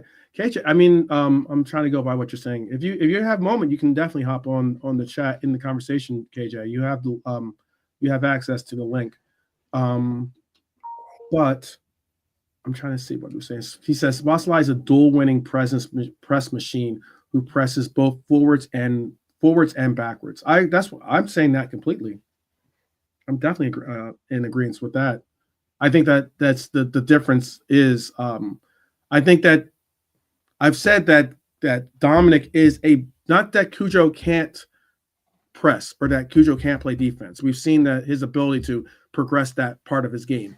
But I'm just saying that I think that Dominic is a more natural counter presser, and I think he's a much better counter presser than Curtis Jones is, and that trait is a difference maker in when either of them are on the pitch. But there are features that Cujo has that he can utilize. That's one that he can utilize that can kind of say, oh, I understand why he's a part of. He's playing instead of Dom. That's what I wanted to get at. Well said, 12. Well said. I think you've been fair enough in your estimation with Sobo and even with Curtis Jones in terms of the playability. So well said there. And I think you've been fair. And you've been very fair. And to be fair, Sobo is come back into form now. So that's all we wanted to see. That was my thing with Sobo. Absolutely. Been off, he deserved to hold bench until he's picked up. He's picked it up. Obviously, he suspended West Ham. Jones played well.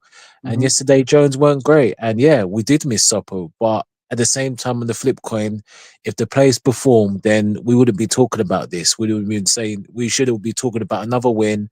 Sopo comes back in and then we move. So, yes, we did miss Sopo to an extent, but I think it's more to the team underperforming. And unfortunately for Curtis, he was very, very underwhelming. Very, very underwhelming.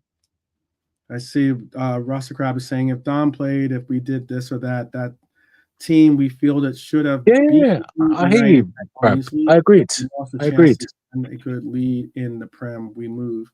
I get that. You know, it is a review show, so I mean, like we got to review and give some analyzation. It's not. It's yeah. So that's why we are talking about these things. But I still think that it could have been a difference. I think that that game yesterday, the way that United were going at it was set more towards seeing certain players play in those roles, and unfortunately, the ones that we chose weren't able to demonstrate their skills to the fullest yesterday. That's the best way I could put that one. Yeah. I'm gonna leave you some of these comments too, real quick, before we get into these ratings. Cool. Slot saw it differently and believed his side should have won the game. Speaking on Sky Sports, he said they had a big chance just before the end. We also feel a bit relieved, but that might not be the story of the game, in my opinion. This is Slot speaking, of course. If you look at the game back, you see the first 20 or 25 minutes when we had two, three very good chances. We played against very good individuals, very good players. I said it many times now, and you can see it today again. It's also a chance for them against us to show themselves again, more than against Wolves or other games. So then now they can compete against the best players in the league. Then you can see how they also have very good players. The game was played mostly in their half. In the last 15 minutes, you can see how well they could play if they could play, because in the first 75 minutes, they only hit the ball long with Onana. And I know that that's what Brian brought up earlier. And a lot of actual United fans took really offense to those words or those ways. I think those that are taking offense to it just don't want to recognize the fact that their team has some very big names, some very big talent associated with it, but that their team came out looking like a Burnley, or even an Everton yesterday, with the parking of the bus, just hammering long balls constantly. Yeah. Than they did a normal United team that you would see from the yesteryear of the Ronaldo days and the likes of those. So I don't see. But Burnley football shouldn't be enough to stop us at home. Sorry. Yeah. Can I? Yeah, I'll also respond to that, bro. Yeah, 12. I understand, but what Slot said, I mean, I'm not hearing it. If I'm honest, I'm not hearing it. I think it's a bit of frustration, a little bit, and I can't stand Old Toilet, but it's a little bit of a sour grapes, because at the end of the day, United did what they did as much as they did, and they attacked us. And like I said, it's not like they put 11 men behind the ball. They created chances. So we can't sit here and say long. I understand what you're saying. We can't say just long ball. They made chances, then they bypassed our midfield again, which is very worrying. And then on another day, even though it was offside, we could have won. So I didn't like what Slot said. It's a bit of sour grapes there, because at the end of the day, we didn't play well, and United did beat us in certain things. So, so yeah, we need to prove it's not about United's tactics; it's about us and counteracting that, which we didn't. So, yeah. No confidence going into this Forest game. You have no confidence, Rasta, or Can I just you think stick to that? we have no confidence going into this? Yeah, I'll let Rasta get a chance. Yeah, no, I agree. I think that was. I think he's been great in the press. You can't knock them all at the park, right? But that today, like when I brought it up earlier on about him kind of making a bit of a rod for his own back, with making up, with the thing about Trent being left 2v1, and then saying, "Oh, no, that wasn't a problem." He made some. This was a bad press conference from him, bad performance, and he was rattled. And also literally coming out and telling people that I don't like it when people play like this against us.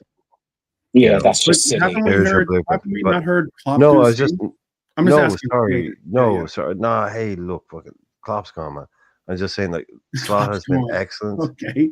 Is he No, like I'm not just saying, something we could ever like reference again or something? no, Let's I'm go on. not Never saying, talk about his hey, name again. no, I'm not saying, but he do this? No, I won't even need to go down that to make it a point. I'm just saying, like, he's been amazing all year. Yeah. And this was the one. This one, it's just like, oh, somebody, like, who hurt you today, man? Who hurt you today? He just looked a little bit, and I'm fine with that. This was the one. Like, there are people talking about this fight. Oh, was there a fight in the dressing room afterwards? I was saying there better have been a fight in that dressing room afterwards. Oh, Not between fisticuffs. are you talking Yeah, about not people. between People punching each other in the face. But if they weren't what you going, if mean they like weren't hitting did each other. VVD apparently like No, hit? yeah, I haven't seen the bits, but people saying, "Oh, apparently there was like arguments in the dressing room." Yeah, you're telling me they're better if everyone, like I said earlier on, if everyone walked into that dressing room after and said, "Oh, tally ho, old boy, well played. See you all next week. Unlucky." No, man, you should be going in there and just ripping into each other. That's what should have been happening after a game like that. And people are like, "Oh, it's a fucking dressing room. It's Liverpool. You don't tell me there's going to be words exchanged after a Isn't this going performance to like be that." again? Isn't this going to be probably a real testament? I know that the confidence that Crab saying his confidence was stolen yesterday by this performance, but this is looking like it's going to be a real character builder. Like you're not going to say, oh, we play well against hypothetically, we play well against Spurs. Oh, we're back. We play well in this FA Cup game. Oh well, we're back. That true measure of is this team prepared to have the mental fortitude to get through games that are going to have teams that are going to do tactics like this against us, especially is going to be that Forest game. So it's going to be a week or two, close to 2 weeks of speculation of whether this team is ready to take on that serious question. And that's going to be the most difficult thing, is that at least sometimes when you do have setbacks like this, if you have another game, let's say hypothetically you have this United game, and then the next weekend you have another Premier League game. Well, that's your opportunity to get back into the right footing, to get back into the right frame of mind. But now you have these two games that aren't connected to the Premier League, that you're going to have to field teams. You're going to have to probably rotate pretty heavily. You probably already had it in your mind. You're going to rotate pretty heavily. So players that need to get on to certain, get things out of their system are going to have to like figure it out on the training pitch much rather than just the actual, game pitch. It's going to be some big questions. He knows that a poor Man United side managed to do a number on him yesterday. And I'm a numbers guy, 12. I like the number 13. It's seen as unlucky by some 12th to number 13, and that's the position that United are in the table after yesterday's events. So United could finish 13th for the next 13 seasons, perhaps. I'd enjoy that. Yeah. Okay, I know Rasta just said something about our only loss to Forest. Now we're going to their house. That's what he just said, and that's facts. Can't state it better. Those are all facts. Do we look at this game? Because I know how us fans look at it. Again, me being a fan of this team and having a hatred towards United, I wanted to see us embarrass United, but that's why I said anything short of a big win was probably going to be seen by a lot of people as being a loss for us in one way or another. They would have spurned it as something of this isn't. They would have said, oh well, is Liverpool really the juggernaut that we think they are? If we hadn't beaten United the way we had, or we should have, and maybe there's some of those saying that now too. But if we are looking at that Forest match, and that's a long ways away, it's 2 games away, obviously. But what kind of mindset do you want to go into that Forest game with? What is the mindset you think that we should carry into that game? Is it that, hey, let's play our game, let's not get beat, or is it let's go out there and really pedal to the metal, punish this team? right to wrong mindset. That's the mindset we've got to have when we turn up in Nottingham. Right to wrong mindset. Okay. Okay. Brian, what's the mindset that you want us to carry into the Forest game? Or you could say even into any of these, all three of these games if you like. It doesn't change, doesn't shift. Same mindset it was from day one. Same mindset it should be from now till the end of the season. You go into a game to win it. You go into your game to, carry out instructions, do what you're going to do, and compete and work hard on the pitch. Yeah, I don't think it will. We can't really allow ourselves to be thrown out kilter. Our focus should always remain the same. I don't think we're plotting games like that, or not plotting kind of results here, but the mindset, what would be the mindset after the 2-2 with Newcastle? Win the next game. We didn't. We drew that 2-2. So you just go there and you can't go with the whole revenge thing. E beat us, we're going to beat E. It's like, no, you guys are a serious outfit. We have to respect you. Deal with what you're going to throw at us and do our own thing. But it's business time now, really. This is the run. The run-in starts around now because you've got other teams, you've got other competitions. You got this Accrington thing thrown in. Like, that's the one you don't need. The semi-final, you got 2 games. Most other teams don't have 2 games. We got 2. Then you got this. So it really has to be. No rest for the wicked. Yeah, this is what it takes, man. If you want to be at the top, this is the price. This is the price of success. Games. But this is the way we're going to have to deal with it. So the Forest game, I suppose, is just get our best 11 together on the day. See who's fit enough, see who's ready, and send them out there. Yeah, send them out there and let them know this is what's on the line. But yeah, I'm not looking forward to this one at all, man. I really am not. They're just going to be loving this. They smell blood. I guarantee you they smell blood. That crowd at Forest is going to be vicious. Yeah. Unfortunately, it is going to be noisy.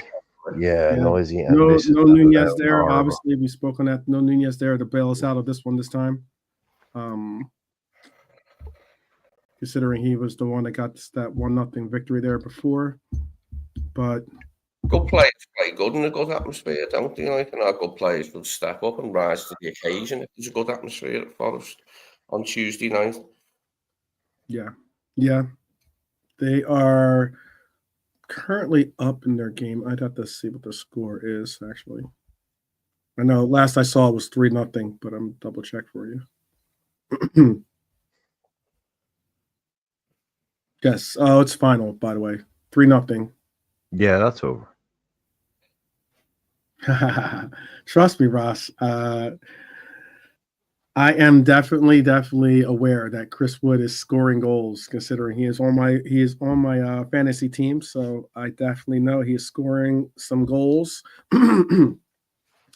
But Chris Wood and Juggernaut, I don't know if I would have said that ever really, but he's having a good year. He's having a phenomenal year this year. Juggernaut, that's a little bit of a stretch for me at least. Ibu and Virgil will lock him up and lock him down. He'll get no change out of Ibu and Virgil. Yeah. We'll see. Because I don't think they he wasn't the player that scored the goal on us last time. I don't believe so. But the mighty Chris Wood. The mighty Chris Wood. Yeah, exactly. Old Woody. Okay, let's end it there. We have to pause on that one. Yeah, 11 goals in 19 league appearances. Yeah. But he's doing well. 3 cheers for Chris Wood. 33 years old. So, because Hudson Odoi was the guy who scored against us, not Chris Wood, but I got you. Yeah. Oh, Kevin just Oh, told in me. their game. Yeah. Yeah. That actually deserves a round of applause. His goal getting so far this season. Yeah. Well, I mean, Your you hands often get this. until they emit energy form of sound. In a league, it's what's more unlikely, them being where they are, or him having 11 and 19. It's proper kind of, fairy tale kind of, yeah. No one expects them to be where they are. No one expects him to be playing like that. It's just, this is the Premier League. That's why we watch it every now and again. You're going to get some shit like this. Mm-hmm. Otherwise, it's just Liverpool City, Arsenal, Chelsea, No, man. Shake it up. That's what we want. They don't want it. That's what we want. Oh, man. Quite a few of them doing well this season, aren't they? It's not just Wood playing well. Yeah. Aren't they? The rest Murillo is the centre half that we should be looking at, in my opinion. If we can get a hold of him for cheap, like 50 million, get a hold of him. Morgan Gibbs White, the other Elanga has been brilliant from them, the lad they picked up from Manchester United. But they bought about 50 players in the last 2 years and spent like hundreds of millions. Like they bought a load of good players. They just had to weed out all the nonsense. They have a great 11 there. Like all of those players, man, they're all walking into most other league teams. Nico had a good performance in Europe, didn't he? They got Mikalenkov, the other centre half. Now they brought in. They got some really strong players, and now Chris Wood is just doing this nonsense that he's doing. Tie it all together, and you're tying Arsenal at second. They're way behind them on goal difference, like we said earlier on. So it's what you don't always want to see the same top four, same top six, do you? This is what it's all about. Yeah, but it's also hilarious because it's winding up Leicester fans in no end. I know it points out to other clubs their glaring deficiencies, doesn't it? Yeah, sorry, Ant. Nottingham Forest are third in the league. Sorry, condolences. You're in the Premier or you're in the relegation zone. You got Steve Cooper. It must be so. That'd be like us being like 17th and Everton being third after having been in the Championship for 10 years. Leicester fans ain't going to like this. No, they're not. They're definitely not. But Villa back in the Champions League, that's a blast from the past. Like that I remember just about old enough to remember it. Villa in the big one. Yeah. 1-0 win they got against Munich was good because that was the score they won by, like in '82. Yeah. I will apologize to those that I did pick up Trent Alexander-Arnold last week just to put him on for this game. Trent let me down immensely on my fantasy journey in the fantasy league, but it's all good. It's all good. Oh man, I got kind of screwed too because I could have possibly started someone else too. We'll get an update on that for you guys. Can't believe I had freaking Son and Madison let me down this weekend. But I'll get you an update on the standings so far for the fantasy league. Let's get into these. Ratings real quick. Let's knock them out. We're coming up on the 90-minute mark, so let's just go real quickly through all this. 2, 2, 2, 2, 2, 2, 2, 3, 4, 5. There you go. There you go. Right. Alphabet remix.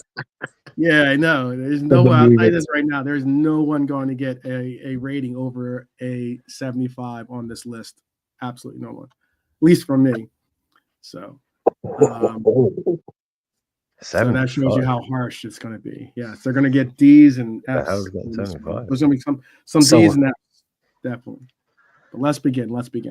Darwin's getting a 78. Yeah, we'll see. Ali, let's begin with Ali. What was your rating for Ali, real quick? Ali B. This you don't have to give or you can how about this? We'll make it where you can choose one player to elaborate on, but other than that, okay, cool. Yes.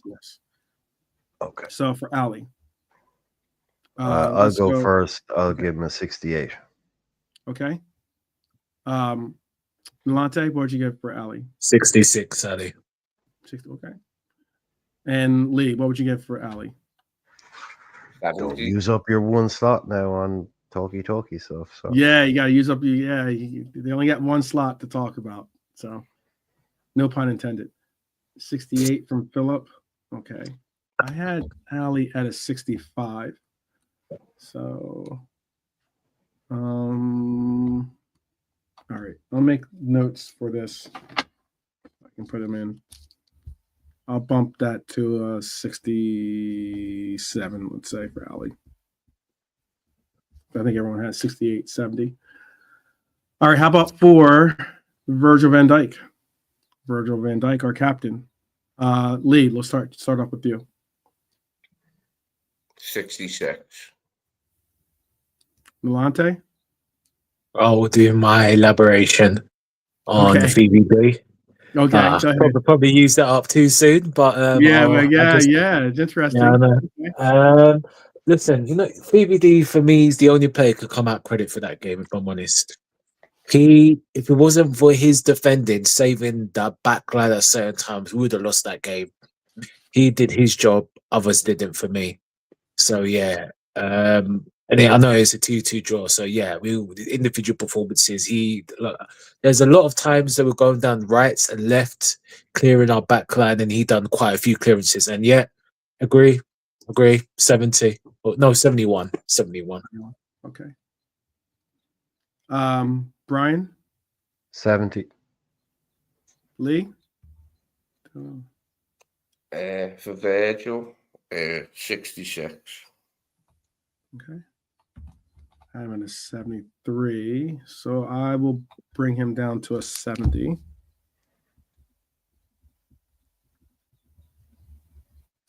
So I see a bunch of 70s in the chat there, Kevin.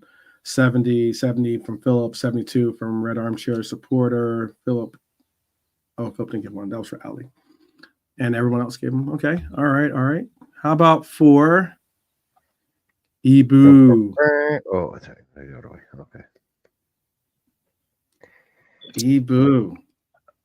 I won't procrastinate or elaborate. So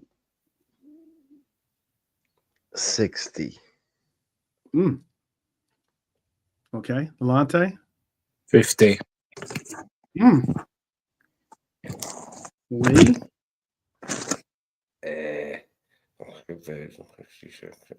I'll give him 53.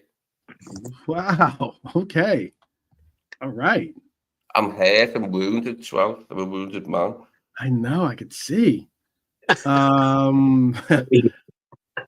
Philip gave him. I think that's for BBD. 60 or is that for Ibu?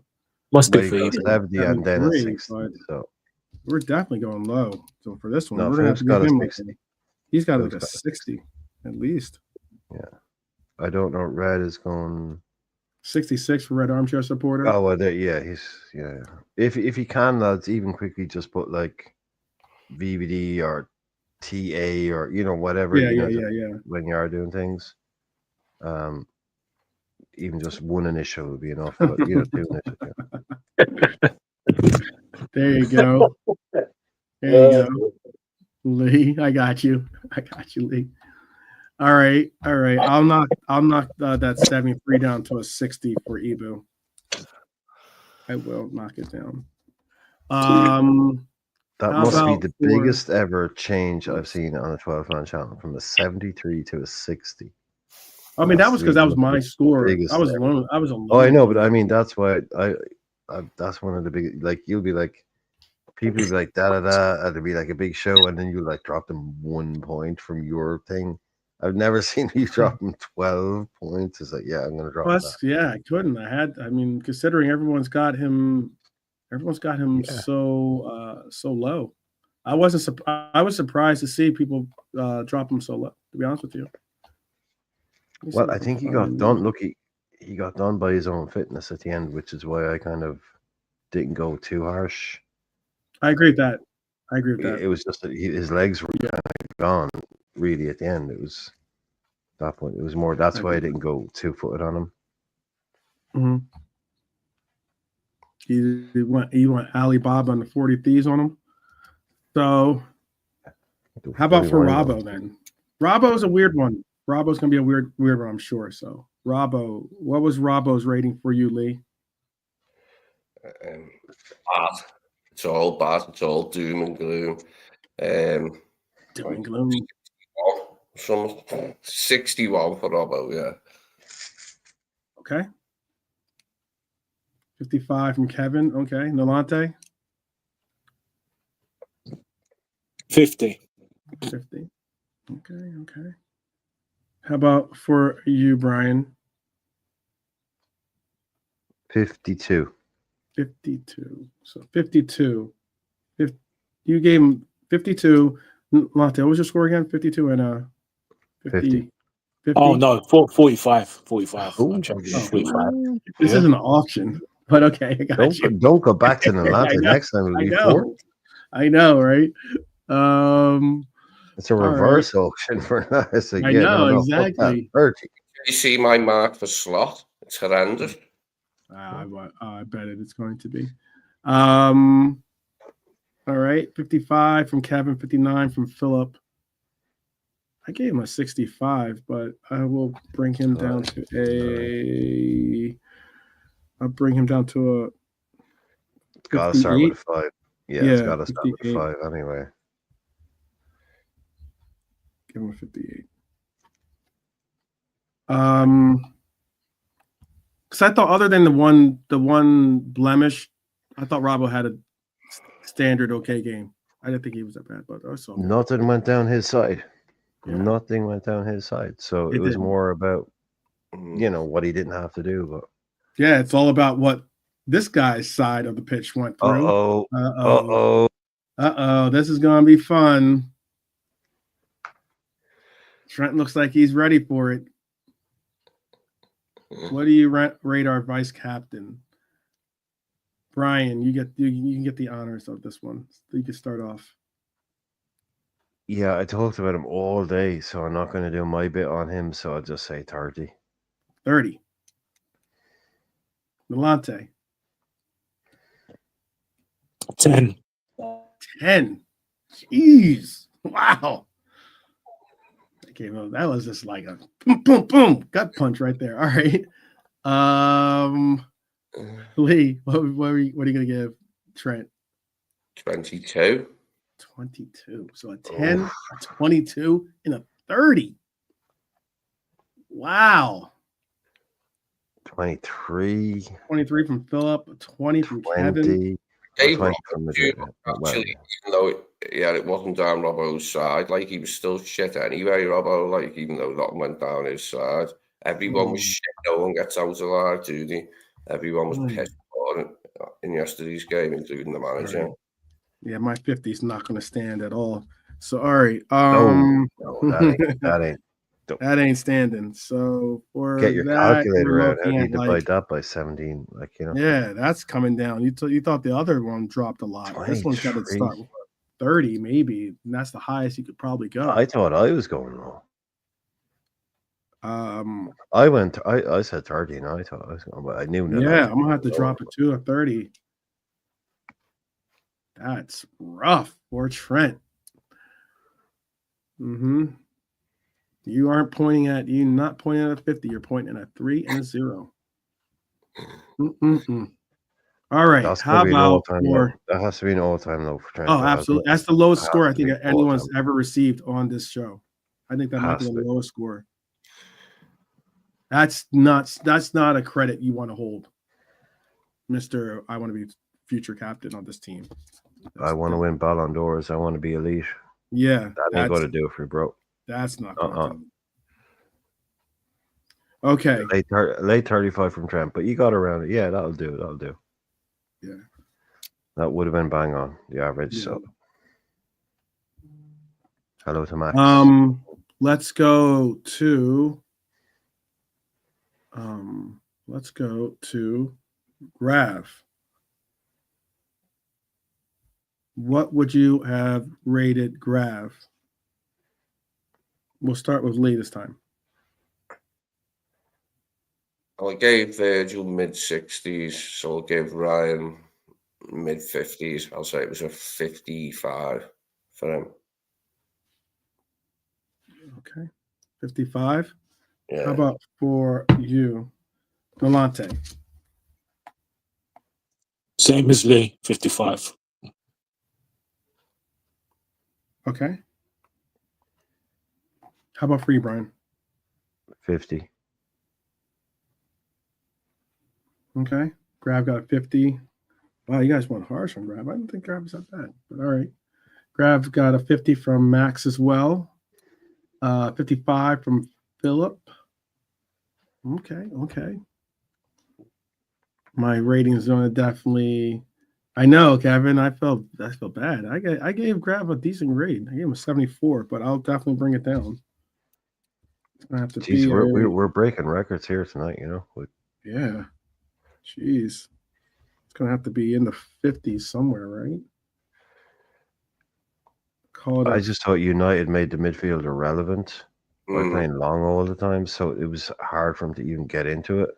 You know, so maybe that's not his fault as much, but he was good at bringing he was still like the outlet for trying to bring the ball forward, though, for us. No, he was. The die is cast.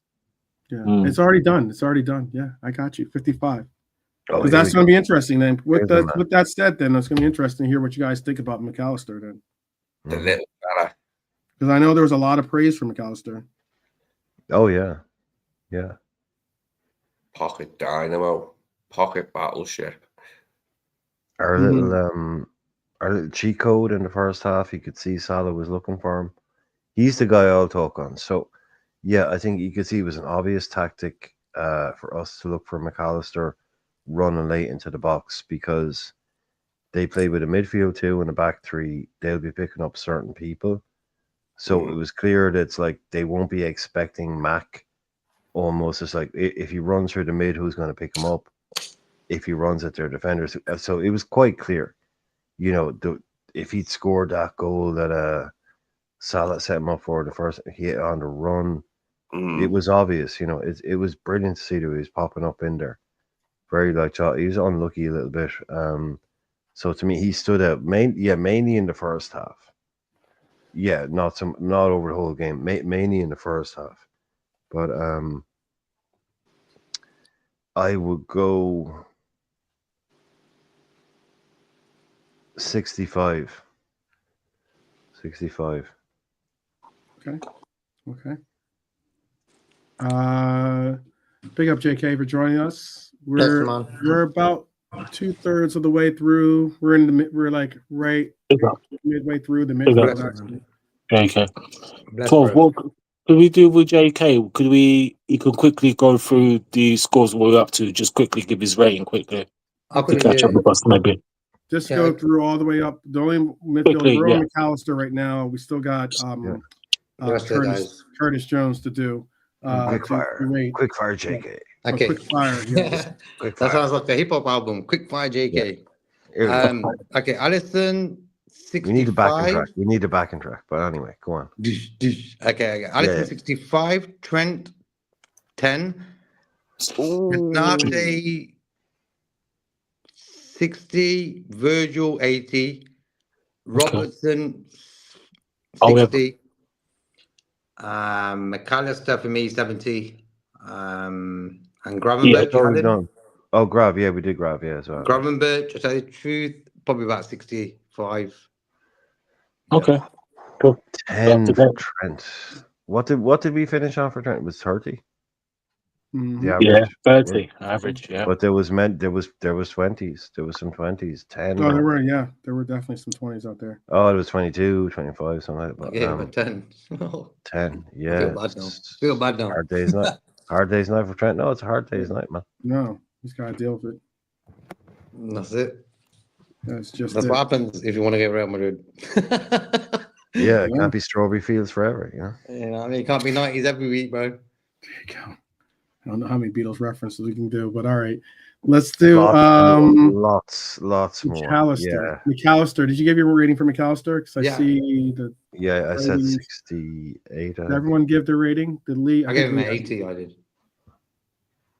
Lee and Alante. I said 65. Sorry, I said 65. Yeah. You said 65. Oh, also, we're only doing a thing where you get one player to talk Yeah, about. you're gonna talk about one guy. Yeah, I've already done my one, so I've used mine up on Mac as well. So, let's see. Mac, I got 60 from Max, 75 from Philip, 70 from Kevin. What was your rating for Mac, Lee? 62. Okay. And Alante, I think you still need to give a rating, right? yeah, same as Lee. Okay. 62. Okay. This is the only one I said I wouldn't give anyone over a 75, and there was a reason because he was the one player I did. But I don't know. I'll drop him down to like a 70, I guess. That's cool. I think that's fair. That's fair. Because there were a lot of 70s in the chat there.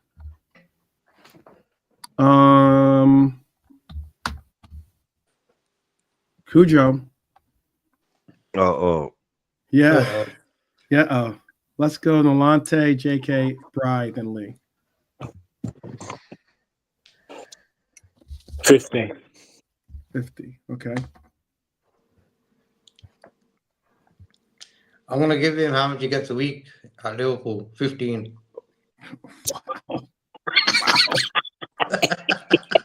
Wow. You not only rated him, you took a swipe at his pocketbook too. Welfare check. His wallet. Welfare check on JK's kids. Nobody's getting it. No, yeah. Come on, man. Let's calm down. Yeah. JK is not taking prisoners tonight, man. No, That's a combined. That's 25. 20 points combined for Curtis and Trent. Combined, they got 20. 25. 25. I think he gets 15 grand a week, Curtis, yeah. 10, apparently. Is it 10? Oh, okay. So, yeah. Yeah. JK, you're making my score look. I feel like I should put it down now. I'm being too generous. I'm being too generous. I could have started laughing. 20 quid a week for the Scousers in the team. You know what I mean? I'm being too generous now. Them two boys to sort of stand up. I was waiting for them to. I was like, these guys get us to 3 points, and they didn't do it. 12. Sorry to be a pain in the butt. Can I change my score? Sorry. He wants to take like 50 fucking points off it. And Anthony's like 2, 8, 6. I'm going to 5. A high 5. Go ahead. I'm writing them down. Sorry, 12. I'll change it to 30. 30. Okay. All right. KJ gives CJ a 40. Curtis got a 45 from Max. Okay. That's hilarious, man. Brian, did you give your rating for him? Oh, not yet. Jeez, I was about to, and then I got caught up on that. Holy hell, what do we do now? 28. 28. Okay.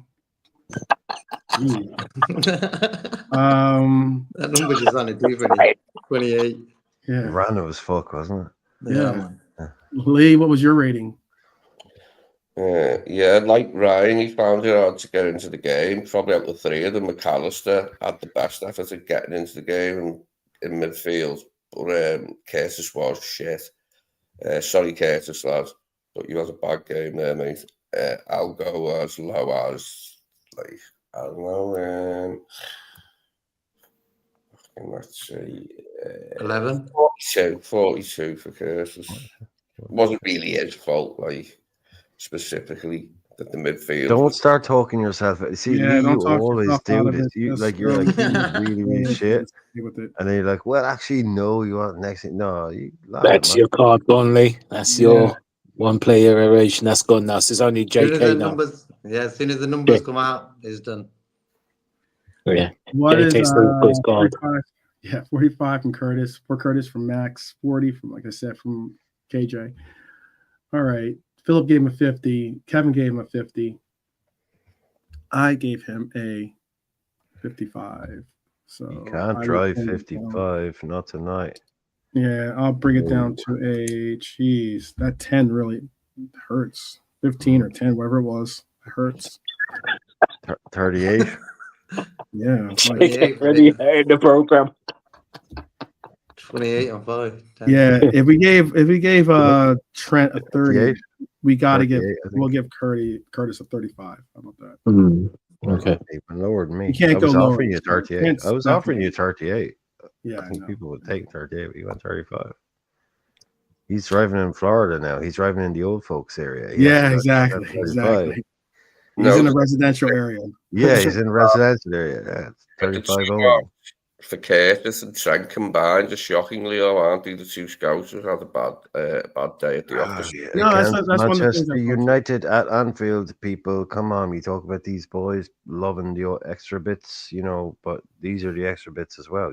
Steve McMahon, people like that, Sammy Hippiat, they weren't from Liverpool, but they got up for these games. Underperforming derbies or United games. So there you have it. Like, yeah, that's how it goes. Look, I said it earlier on, all this stuff about needing this, like I've been saying it now. Look, if you're good enough, you're scouts enough, I don't care if you're from Liverpool or not. Like, get the best boys on the team. Virgil isn't from Liverpool. He's the best captain. Do that. Just do it. Cody Gakpo, for me, purely for that goal, mega points, didn't do a whole lot else. So, do 65. Okay. Lee, what's your score for Agent Cody?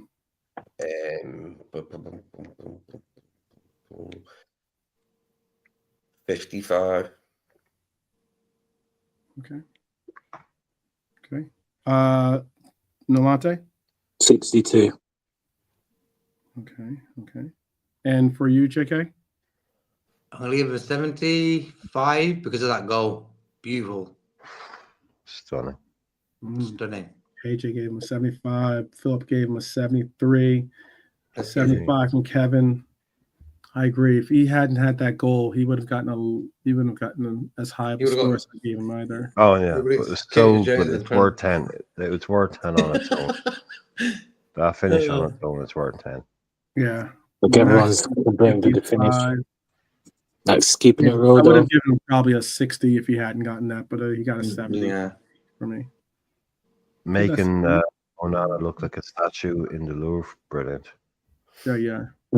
I think 70 is fair. Okay. How about for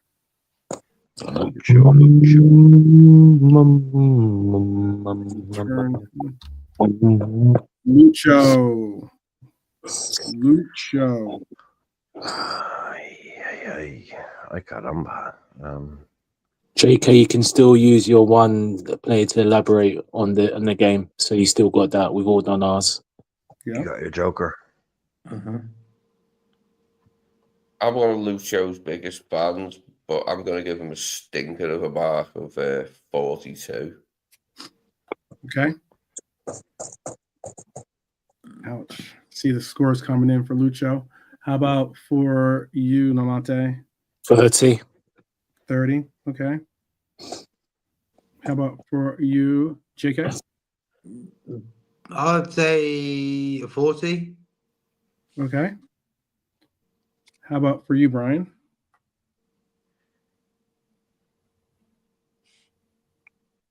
Yeah, that sounds about right, JK. 40, yeah. Mm-hmm. Yeah, I'll go with that. Yeah. Lucho was Lucho yesterday. Okay. Yeah, Lucho. Right. So I also have a 45 from KJ, a 49 from Max, a 62 from Philip, a 50 from KJ, and Kevin gave him a 40. Kind of all over the place with these scores. So let's see what I gave him. I gave him a 88. No. I gave him a 64. So let's say 49. 50, I was gonna say like a 50, 51 or something, 52. There were some Philip gave him 62. There's a 50 from KJ, 49 from Max, 45. A couple of 40s and a 20 here. I'll Yeah. give it a 49. Call it the 49ers, man. San Francisco. San Francisco style. I got you. 49 it is. Okay. Yeah. Let's go with next. Mohamed Salah, Egyptian king. Man, it might have taken a little bit of a knock towards his Ballon d'Or yesterday. What are you going to rate him at? Let's go with JK first. Yeah, I could elaborate on Salah. I just feel he got his penalty. Got us the penalty goal where we took the lead. So for me, like sometimes you don't have to be really involved in the game. If he gets the goal or assist, it sort of is enough for me attacking wise. Did he have a lot of chances yesterday, Salah? Like for me, that beauty ball to McAllister wasn't one good thing he did in the game as well. Could he have helped Trent more defensively? I think so. That's one thing I was thinking, Yesterday was a day where Salah sort of did his defensive work more than his attacking to start like throughout the game. I think yesterday he didn't really help Trent out enough. Okay. But he got us that goal to get us like a point. So I'm going to give him I'll give him a 60. Okay. Okay, that's fair. How about for you, Brian? Yeah. Yeah, that's kind of the short version of what JK said. Okay. I'll go with that 60. Okay. Definitely. And for you, Lee? 43. Ooh. Okay. Where does the number 43 go? Well, I gave back 55, and Mo and Diaz were crap yesterday, so they only get like what I give them. Those the best forwards. Okay. And just a few points for holding his nerve and tucking it away. So other than that, fuck all. But other than that, 50 kind of thing. But like Akpo, other than the goal kind of thing. But held his nerve, tucked it away. So given but other than that, not a whole lot, man. Not a whole lot. Okay. Nolante? Yeah, I think with the chat, I'm not saying, yeah, 60 really, yeah. 60. Okay. Let's see. 60 from KJ. Trying to see. Kevin gave him a 60. 52 from Max. The 50 from Kevin. A 70 from Philip. Okay. Let's see. Gave him a 70, but we'll definitely have to knock that down, I think, to like a 65 at least.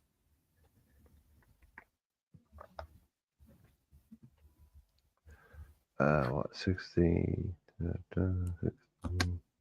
Couple 50s, but there's a couple 70s.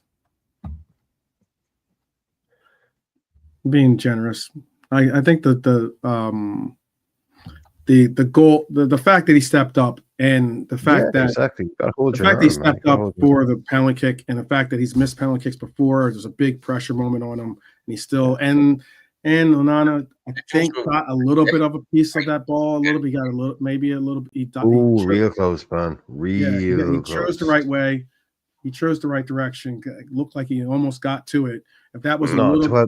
12, man, you were a goalkeeper. Onana was after it. It's like, shit, that was so close. He's not thinking I got better. He's like, I was that close. You could see it in his celebration when he rolled over onto his back and started laughing, couldn't you? He was relieved that it went in. Yeah. It didn't go through his hands, Kevin. It didn't go through his hands. It was just like he had like fingers on it. But if it had been like 4 inches, he would have got a palm on it. And if he got that palm on it, he would have stopped it. Yeah. Now, we don't know what happens after that, but it was just barely fingers. So that's what he would have been like. If you're a keeper, you get that close to it.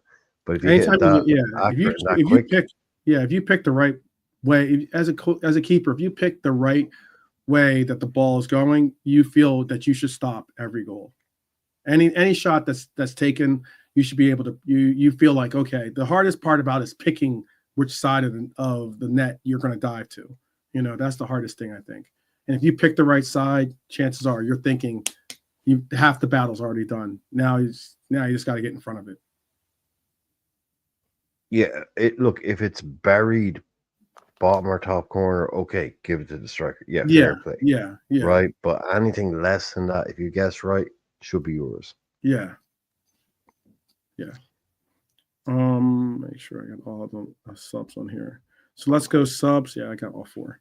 So this isn't exactly in the order of their of them being in the game, and also let me double check. Make sure. I think some of them got in the game, but I don't think some of them got in with like a lot of minutes. I think Bradley and Elliott got in at the 86th minute. So they played all of 11 minutes. So I don't know if we want to count that or not. So I did give ratings for him, but I'll knock Bradley and Elliott out of the rating spot since they didn't really get that many minutes. We'll just have to do the much beloved Nunez and the much beloved Diego. So Diego is first on the list here. What would you have given Diego? We'll start with Nolante on this one. Nolante, what would you have given Diego? God, it's a difficult one, isn't it? I mean, we're past the 11 players now. He came in, I'll make sure that you know, he came in with and got, he ended up getting 29 minutes. So yeah. 29, yeah. God, this is a difficult one. I mean, he was in and out of the game. Didn't really affect the game. The shot with Anane should have done better with that. Of his quality. He really should have. Does too. Normally he does. Yeah, he does, but he was in and out of the game. He didn't really affect it as a fit and stuff. So a standard 50. Okay. JK, what was your rating, JK? I reckon Yotza, he didn't really get into the game. Him and Darwin, you know. Should have scored, baby, when he had that chance. I think if he sort of buried it right hand corner, it would have been all right. I think that was a good chance to get a goal, you know. I'll give him a 50 as well. Yeah. Okay. Brian? Yeah, definitely enough time to rate him. Definitely enough, I think. Yeah. 29 minutes. Yeah, plus, you know. No, that's what the I think that's what the extra time. I think they started I think they started putting in the extra time that they play into it, not just the regulation minutes. Yeah. Like he came on, he got involved, you know, with Martinez, but everybody starts. Yeah, it doesn't sound like they did to me. That sounds no, they didn't, because I think we had I want to say 7 minutes or 9 minutes of extra time, something like that. Yeah, they definitely came on like with 29 left. So I think for me, you know, the way I did, everybody comes on at 50. You know, that's what it was. Everybody comes on at 50, and he probably kind of stayed around that. Yeah, so 50. Okay, 50. Lee? What number shirt is Jota? What number does he wear? 20. I'll give him 20. You give him a 20? Okay. Yeah. I thought to get there somehow. Diego wears number 84. How about that? Yeah. No. All right. 20 it is. 50 from Kevin, 46 from Max. He said he was invisible. KJ gave him a 50. Philip gave him a 48. Okay. Yeah. Yeah, good thing we're done with. Yeah. If it was Trent, Trent would have probably gotten a better score. All right. So I gave Diego.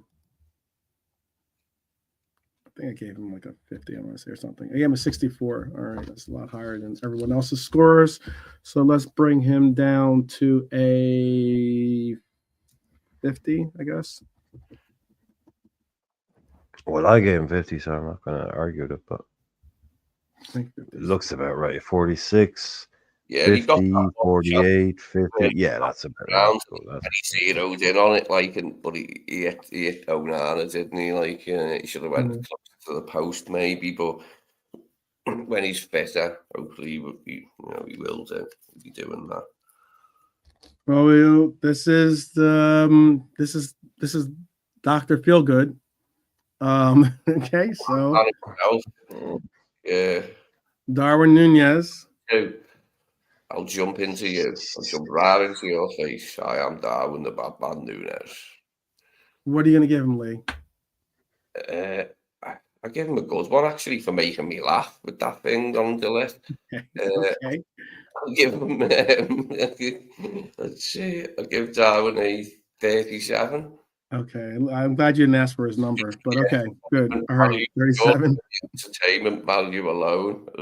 Double his number, divided by 6, and away you go. Yeah.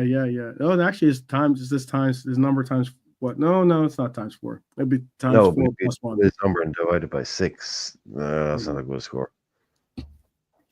All right, Brian, what was your score for Darwin then?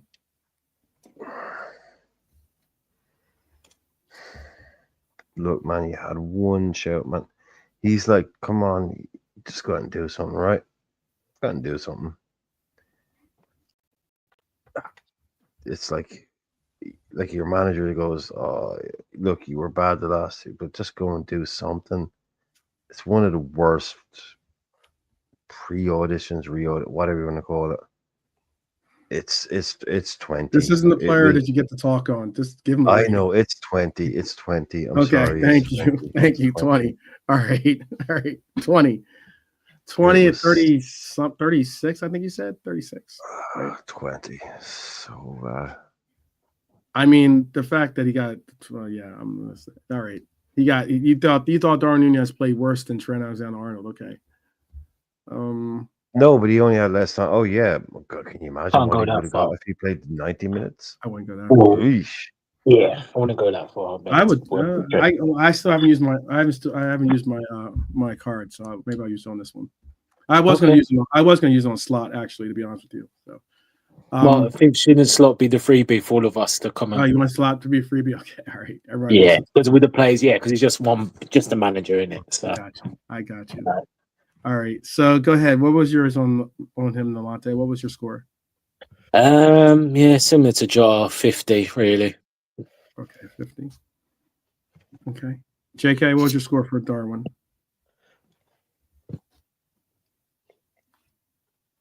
Oh, JK is on mute. I would say there was this phase of football where Darwin looked like a guy who just left the nightclub and wanted to go home, and it was just weird. I was like, bro, what are you actually doing here? Okay. I think you already used your card, but go ahead. I just have to say. All right, go ahead. I want to hear this. I'll buy I've him got a his card. picture. I've got Darwin's picture. I think I've got the right to say this. And I just felt really bad about it. I was like, this is the worst I've ever seen Darwin Nunez on a football pitch. Mm-hmm. So I'm going to give him a 20 as well. 20. 20. All right. Wow. So 20, 36, 20. All right. 54 from Max. I don't know if that's a score for. I don't know what that is. 18 over. That's 6. what happens when you divide 18 by 6. That's what I was asking earlier. Oh. 20 from Kevin. Okay. Philip gave him a 70. Okay. Minus 70, I think, isn't it? Oh, minus 70? I don't know. Is it minus 70 for the unnecessary yellow? Oh, sorry. Oh, that was Phil. Oh, Phil. Yeah. Yeah, yeah. Minus 70. Minus 70 for the unnecessary yellow. Yeah, I might- that's dragging it right down. Clarify that. Yeah, clarify for that. That is- that one. That's pretty harsh. That is dragging it right down. Yeah, that means If that's the case, we'll just put it at what was- zero. Zero yeah, for Phil. It was a 0, I guess. Yeah. All right. Arne Slot. All right. I gave him I think I gave him like a 62 or something. Okay. I gave him a 62 because he didn't, despite what people might think, if you do look at him statistically, he only had 3 touches in the entire game. And 2 of those touches were generated by him creating the touches, meaning like he actually won the ball to actually get the opportunity. Our strikers in this game did not get any type of service. I mean, Lucho had 23 touches the entire game for him. If you look at Diego had 16 touches, and then people might say, oh well, he should have played striker instead of Nunez, but there was one way. That was one of the ways to get him involved in the game, or at least get him touches, was by him being that number 10 for us in essence, or it's more like a shadow striker for us yesterday. But again, I agree that the whole like Nunez thing with the yellow card, it was a minus 70. I got you, Philip. With Nunez yesterday, again, this isn't like me trying to like protect them or whatever. It's more so I think Nunez. I think that if anything, there's some players out there that I could see were really affected by what was going on, really wanted to win the game or wanted to do something and create something or be a part of something that could possibly spur us on to a victory. I will say that I think that Darwin, I saw it differently than JK, in that I thought Darwin did show a little bit of fight and spirit. I think the reason why he did go into Delict early was because I think realistically they were bullying us all day, all game, and there was no one on that pitch that seemed to say, I'm going to make a really wake the F up team type of challenge, or or hey, you can't do that to my player, or you can't do that to us, period, type of challenge. And that's what I think Darwin did by going in. Now, was it reckless? Was it stupid? Absolutely. It's dumb because he got a yellow card. It was dumb because it was going to get him a yellow card. But I think that that's just Darwin's nature. He just goes out there and he gives his all for his team and his teammates. So that's the reason why I thought that he did what he did. It's unfortunate that he got a card for it, but unfortunate being like, it was bound to be a card, but I think that was Darwin's way of just saying, hey, I'm not going to if no one's going to, normally Ibu would be that guy possibly, or you might see an Endo be that guy that steps up and does something on that line. You would have seen Milner, you would have seen Henderson, or even Stevie G do those actions, to kind of say, hey, let's make a difference. And I will say this last part and point is, I remember a very specific point that Stevie made. Stevie told Curtis Jones one time in a match when he got knocked down in it, you have to get up and you have to show that you're not a pushover, and go and make sure that player will not do that ever to you again. Basically is what he told him. And he said, he's like the biggest thing.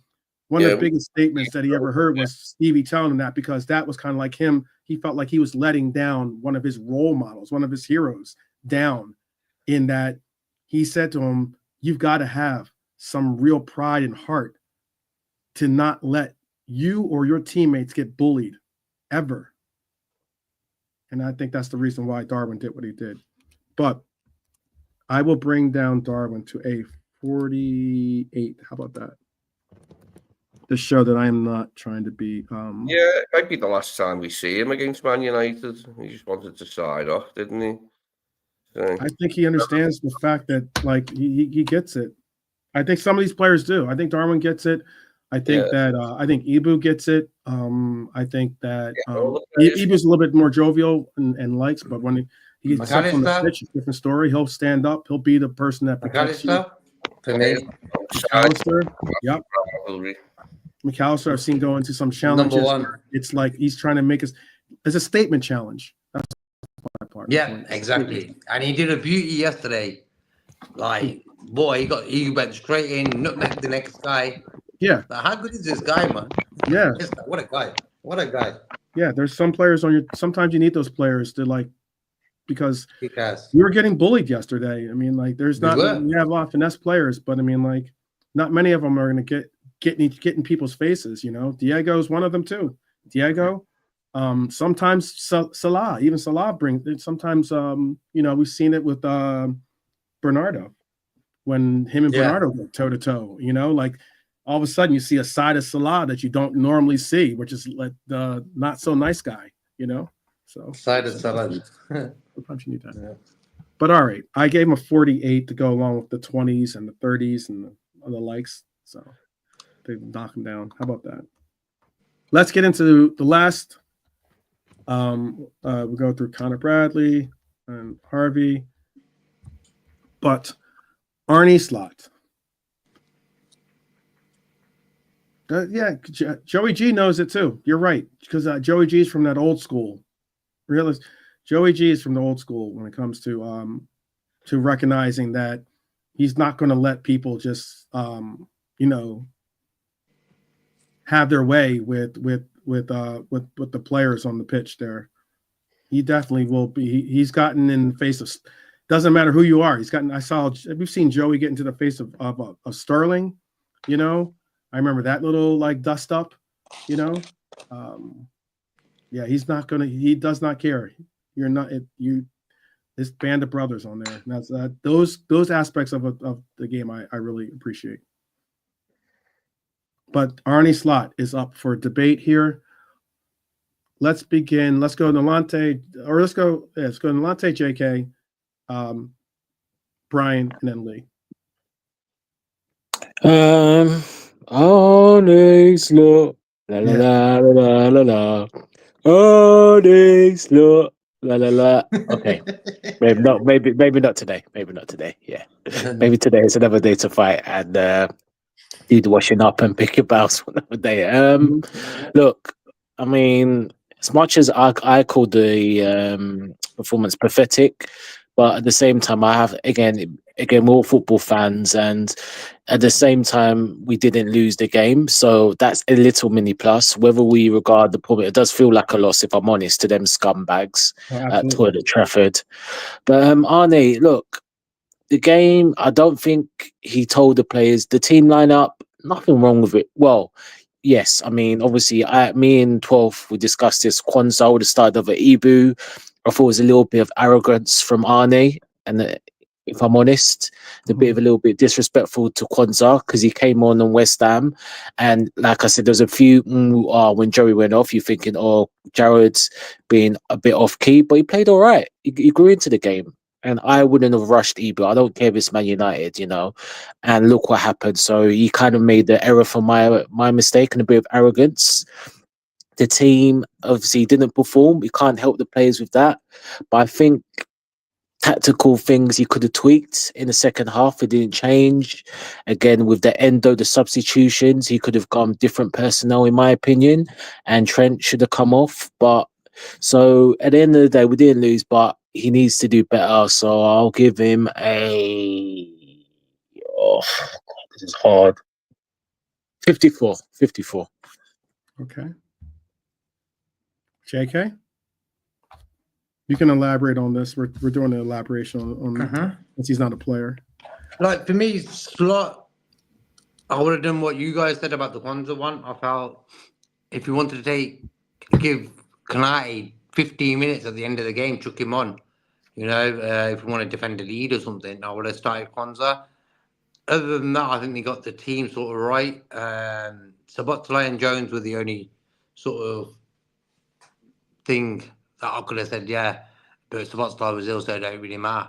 But I think the substitutions, I would have gone Jota, Endo, taking Curtis and Diaz off. I think that goal sort of, if it was still 0-0, yeah, all day, bring both of the guys on, Jota and Darwin, you know. But I felt like he could have just said, you know what, Darwin, I'm going to bring Endo on instead of you. If I can bring you on later, I'll try. But maybe that's about it. I think Slot was probably a little bit surprised by Man United, sorry. Maybe he could have looked at the Man City game where United got the game, won the 3 points, and had a little look at that, because the same guy got their goal for the second one, you know. So I'm going to give him probably my lowest mark I probably gave him all season, a 30. Okay. You said 30, right? Mm-hmm. Okay, let's make sure. Okay. Go ahead, Brian. What was your rating? Arnie Slot? Yeah, he made bad subs. He got done up. He didn't get it the way he wanted, and he wasn't able to do what he normally does. Change it. I think Amrim beat him yesterday in a tactical game. Again, he's saying like, okay, yeah, that'll only get you so far. Yeah, you got a result against me today, but you didn't beat me. Yeah, he was a bit sticky about that game. He didn't like it. And I think he got undone. But it was unexpected from someone like him. But I don't think he ever got to grips with it again. It's got to be 35. Okay. 35. Lee? Yeah, I was very disappointed that with everybody fit, we only had Szoboszlai and Gomez missing, didn't we? Everyone was available, that we weren't able to beat them. He was outmaneuvered somewhat, wasn't he, by Amon? It was in a weird way, like in that he's saying, but it still happened. We didn't get the win. I'll give him 26. 26. Wow. Okay. Arnie's not getting any. Arnie's not seeing any. But we had everyone at our disposal apart from Szoboszlai, didn't we? And we couldn't get the win. All right. And what was your score again, Alante? I just want to make sure I got that wrote it down right. 50. 50. Okay. That's what I thought. I'm hearing all these 30s, so I just want to make sure that you weren't in the 30s. Yeah. All right. I thought Arnie had a horrible game, but it's not. I don't think I put him at 30. I gave him a 50. But let's bring him to 32 is what Hash gave him. Let's see. 25 from Max. Ouch. Well, how about a 30, 33, I guess. 33. Settle on 33. I'm disappointed too in Arnie's going along with what Hash had to say. I'm disappointed in him. I thought he got this. I think he got the line. I mean, it's hindsight. I know people will be quick to say that, but I think he got the lineup. I think he got the lineup wrong. Did you like Arnie's scarf? People thought he looked swish with his scarf. Yeah. He looked. Oh, he dresses well. Definitely dresses well. Yeah. But yeah, I think he got the lineup wrong. I think that he didn't make the necessary corrections at halftime. I wouldn't have come out with that after seeing what that first half brought you and the way that we were, being able to maneuver and kind of take on the challenges. that we were facing, I don't think that I wouldn't have come out with. I would have said, I know it would have been a really bad optic to take Trent out at halftime, but let's be honest, Trent probably needed to come out at halftime. I wouldn't have minded seeing 45 minutes of Connor Bradley try to hold down the right side, and that could have made a huge difference in our game. Actually, Could have, woulda, coulda, shoulda. Woulda, coulda, shoulda. Yeah. That's the thing. It's like you bring him in, you bring him out. He comes on, he looks good, but yeah, you're not going to find out until you do it. And I think he's got this thing is just wait. This is the whole problem with these contracts, right? If this wasn't a contract thing, he just had a bad game. Now it's he has a bad game and Madrid want to buy him and he's leaving on a free. Yeah, there's a lot of conversation here. Yeah, this could have just been, look, he had a bad game, typical trend. He had a bad game defensively, whatever. But now it's and now he wants to leave, and it's on layer on layer on layer on layer. Exactly. And now he's going to have to answer all these questions about, like he got today. Oh, do you think he had a bad game because Real Madrid want to buy him? That was literally the question he got. Is that why he played bad from a reporter? And he's like, oh, come on, man. But this is what he's going to be doing now. This is what's going to happen. All right, man of the match. This is an easy one. I know no one's going to give. We don't necessarily have a man of the match. I would say people of the match, and that people of the match are those that make a quick decision in the sense of saying those that had to endure the rain and the cold, very, very wet and cold measures of the game, and had to sit through what was at times a very unenjoyable game. I'm going to give it to the Anfield crowd as being the man and woman of the match. So make it easy for everyone, because I don't think anyone deserved, and I don't think any of the players deserved that, and I'm certainly not giving it to their master Splinter. So that's not going to be the case. But I would say Virgil, if you weren't playing yesterday, we would have lost that game. So for me, he's my man of the match. Yeah, same. Jake, I said it yesterday. Yeah, only one because of shining light from you from yesterday. Yeah, Virgil he did a slide tackle. You know what I mean? We don't see that guy do slide tackles. So Kevin's asking for a ref rating. I don't think the ref was that bad yesterday. To be he honest, wasn't that bad actually. For I don't think he was that bad. He wasn't that bad. He gave the penalty. I thought he was a great guy when he gave the penalty. Oh yeah, like Oliver. Yeah, just for we all know the whole. Everyone thinks to get this and that, but if you ask a Manchester United fan, they can produce a dossier. Like Michael, according to them, Michael Oliver hates Manchester United. Like we all do, he doesn't like us. No, that guy that doesn't like your team. Manchester United is Michael Oliver. So we all thought, he's this guy. They're out there yesterday going, oh well, it's Oliver. So I didn't know this. Like I said, I don't follow, but according to them, he's their guy, and it's well known that Michael Oliver hates Manchester United. But hey, we didn't get anything. We got like a couple of yellows. We got a penalty that was always a penalty, and away we go. It was up to us yesterday. Yeah, I'm just fine. No VAR or no bullshit like that, really. Mm-hmm. If the Maguire goal had gone in, probably would have been ruled offside. What I think not JK was saying that, or that Xerxes was offside when he played it.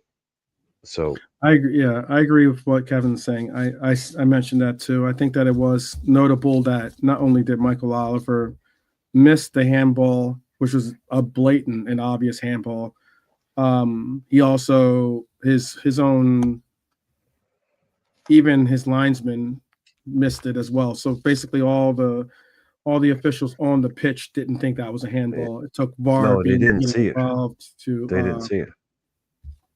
He was right next. Didn't see it. No, he was right next to there. He didn't see it. He was right next to it. Okay. Well, I'm just telling you the truth. He was right. If you look back, he is literally right next to what happened. So unless he Yeah, but blinked was he and looking held at his it? eyes closed for a long period of time. That's the only way he didn't see that handball. Because he was Yeah, right. but that's what they tell him to do now, is just wait for VAR. They tell them to wait for VAR. That's what they tell them to do. But that doesn't mean he didn't see it. He just didn't. Yeah, but he waited for VAR because he waited for VAR. Apparently, that's what they do. They're like, no, don't give us right. Just give us. They'll say in the ear, just like, yeah, pretty sure, but just let us check. The problem is they let the game go on. Yeah. That's the problem. To me, it's like, okay, look, he said, yeah, I know the thing. I'm going to put my hypothetically, the game yeah, continues on, someone which it gets did. kicked in the fucking Goes knee, down, or and let's say someone, hypothetically they score on us. Were they going to be like, oh no, now we're going to look back at this, and then what are you going to take the goal see, away? that's the problem. That's the problem. Yeah, no, he You know? knew there was something going on. He's like, they're straight in his ear, going, yeah, just let it roll. We're going to check this. What they should be saying is, yeah, just stop there for a minute, and we'll check it. But now we don't want him stopping games. So this is the kind of bit in it. It's like, I don't like that they don't. we're calling it back, but No. 30 seconds of a game have happened. So what happens if something in that 30 seconds of a game is a red card or another penalty? Yeah. So that's the problem there. That's the gap in it. That's the issue. Yeah. Anyhow, we are coming to the end of our show, but we wanted to make sure that everyone got anything. Is there any last parts or points that you wanted to bring up before we allow for the people to kind of shake this off, do their Taylor Swift and shake it off, and just move, as the streets suggested we do, to this upcoming Wednesday fixture that we have, which is a little bit of as a quick turnaround. We only have 2 more days. We'll have a preview tomorrow, obviously, for the League Cup game, a game that I want to win. I want to be able to beat Spurs at their stadium, so that we can kind of rest some of the players at Anfield, possibly. What is your thoughts on this upcoming matchup, or upcoming match, or any thoughts that you want to share? Not thoughts on the matchup, but just thoughts.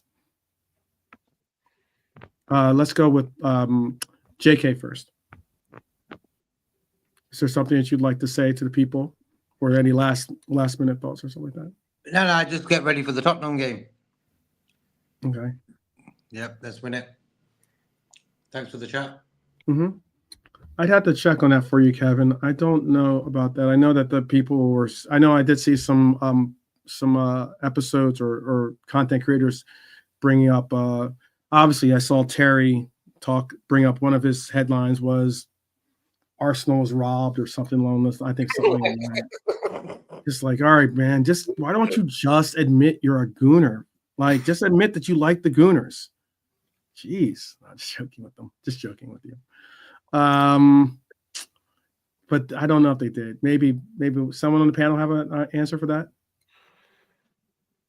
God knows what the guy was thinking. No idea. No. The Spurs game is a good game for us to get back on track anyway, from the point of view that Spurs are a good team to play. Mm-hmm. And we should get, hopefully Szoboszlai will be available and come back into the team. And that's where he was, wasn't he, before he went out the side, like that great performance in Spurs. Hopefully we'll get something similar from him in the away game. I reckon a draw and bring them back here and finish them off. Mm-hmm. Yeah. Okay. Wouldn't mind a win, like I wouldn't say no to a win, but we could possibly draw and then bring them back to Anfield to finish it, and whenever that is. That would make the difference is they could then play for a draw and try to go to penalties then against us. That's your 2 legs, isn't it? Yeah, 2 leg. Yeah. There's no way it goes, so it's just straight. Am I right in thinking they still haven't got Romero or Van der Ven available? What about Vicario in goal? Or is it still No, Vicario's out. He's out for the future. They just bought a goalkeeper today. Oh. Yeah. So it won't be Forster then, probably. Yeah, that's a body after he actually paid like 15 million quid to buy a goalkeeper today. Yeah. So he's only about 21. He ain't like some, super experienced guy. He's somewhere a 21-year-old guy. Yeah. I'll be interested to see just what team he does go with those stuff. If he does rest Gravenberch or Virgil for this one. He needs to. He might not do it because it's a semi. He might not do it. I'm going strong for me. Get a result and go sort of softer in the home game where we can give like youth players a bit of a game, and they'll be at home, so it'll be easier for them. Go strong, rest them for Accrington Stanley, get them ready for Forest. Yeah, the fact that it's away messes it up because if you try and go too clever, drop a load of players, Tottenham can do Tottenham stuff and beat you 4-0.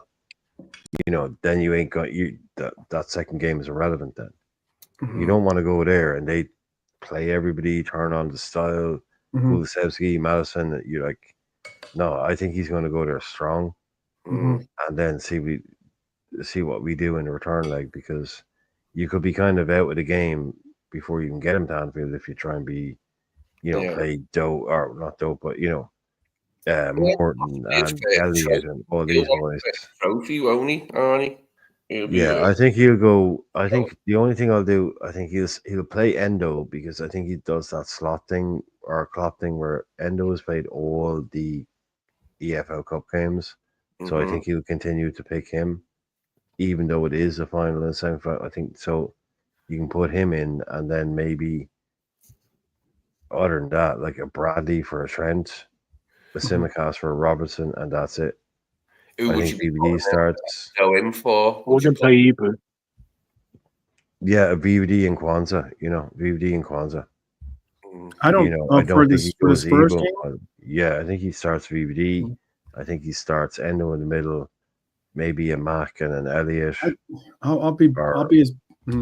I don't know. I just think he's going to go like 80% strong, but Endo has played all the cup games. I think you'll stick with him on that. Okay. I think Simicast will also start.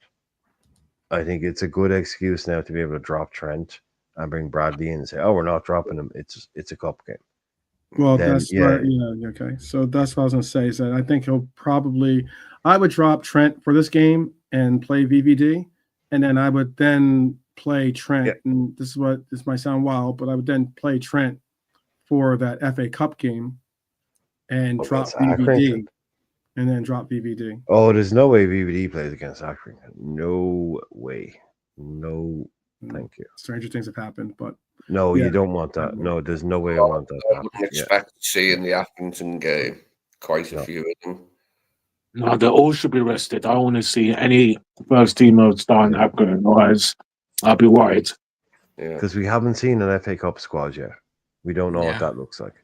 We know what a League Cup squad looks like. We know in the away leg of the Spurs, I mean, I think given that the Accrington game is next in line and you can rest a load of people, he probably won't do that against Spurs for the semi. With it being away as well, he'll probably go strong, which I would imagine will include Gravenberch and McAllister and Ebbo and Virgil. Maybe Cash, Bradley, maybe bring some Cash and Bradley in, but I don't think the spine of the team he'll weaken. Big up Dara. How are you? What if they drinking milk? Oh, well, if they're drinking milk, then maybe they can dream big. But who knows? Is there anything you want to say to the people then, Lee, before we bounce?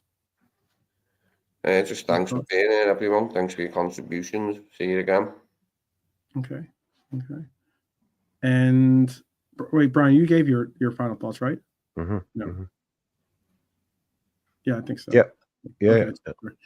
And Nalante, last but not least. Anything? I just want to mention quickly before we wrap up. Salah's piece with Sky Sports News again, mentioning the contract situation. I'm getting a bit disappointed with Salah and because he's never like this. Just every time there has to be a mention on it, because we know the club is negotiating with you behind the scenes. So if like just don't disrupt, just for him just to keep quiet, do what you're doing, which you're doing well, and then let whatever happens take care of itself. You know, at the end of the season, if it hasn't happened, say what you want, but every minute it's my last year, or you know, it's just like you're feeding fuel to the fire. Just we know the club is speaking to your agent, so let's just please stop disrespecting the club and just concentrate on your game. I would say that. Yeah, the best comment is no comment, and just keep it Yeah. moving. Because, Yeah. let's be real. I give VVD more. Out of the three, I give VVD the most credit. He's acting the most 100%. captain-esque when it comes to, or at least leader, when it comes to the importance of keeping your business close to the chest. You'll figure things out. There's no reason to play it in the journos. But I know Brian had to drop out. He's got some responsibilities to do. But last thing I wanted to say as a parting gesture, or not parting gesture, but parting word, is congratulations to Stevie G, as he has now become a grandfather. Kind of crazy to say, but he's just become a grandfather at 44. So you know, big ups to Stevie G on the addition to your family, and hope that everything is well with you and your family, all the same. And I wish the best for everyone as well, obviously, especially the Reds out there, as always. Tough waters that we are definitely swimming through, but we will make it in the end. We will definitely see the shore and make it to the shore, make it to the promised land, hopefully, and be able to enjoy the spoils. So one step closer, hopefully, towards getting this League Cup. One step closer very soon to possibly hoisting the FA Cup. And when we do have to face the Forest, or when we have to go through the Forest, hopefully one step closer to lifting the Premier League title. So big up to each and every one of you. We will be back tomorrow with the preview for the League Cup game. Please join us tomorrow. Bring a friend, bring another friend if you can. And other than that, we wish you well. And as always, up the Reds, people, up the Reds. We will see you soon, and take care.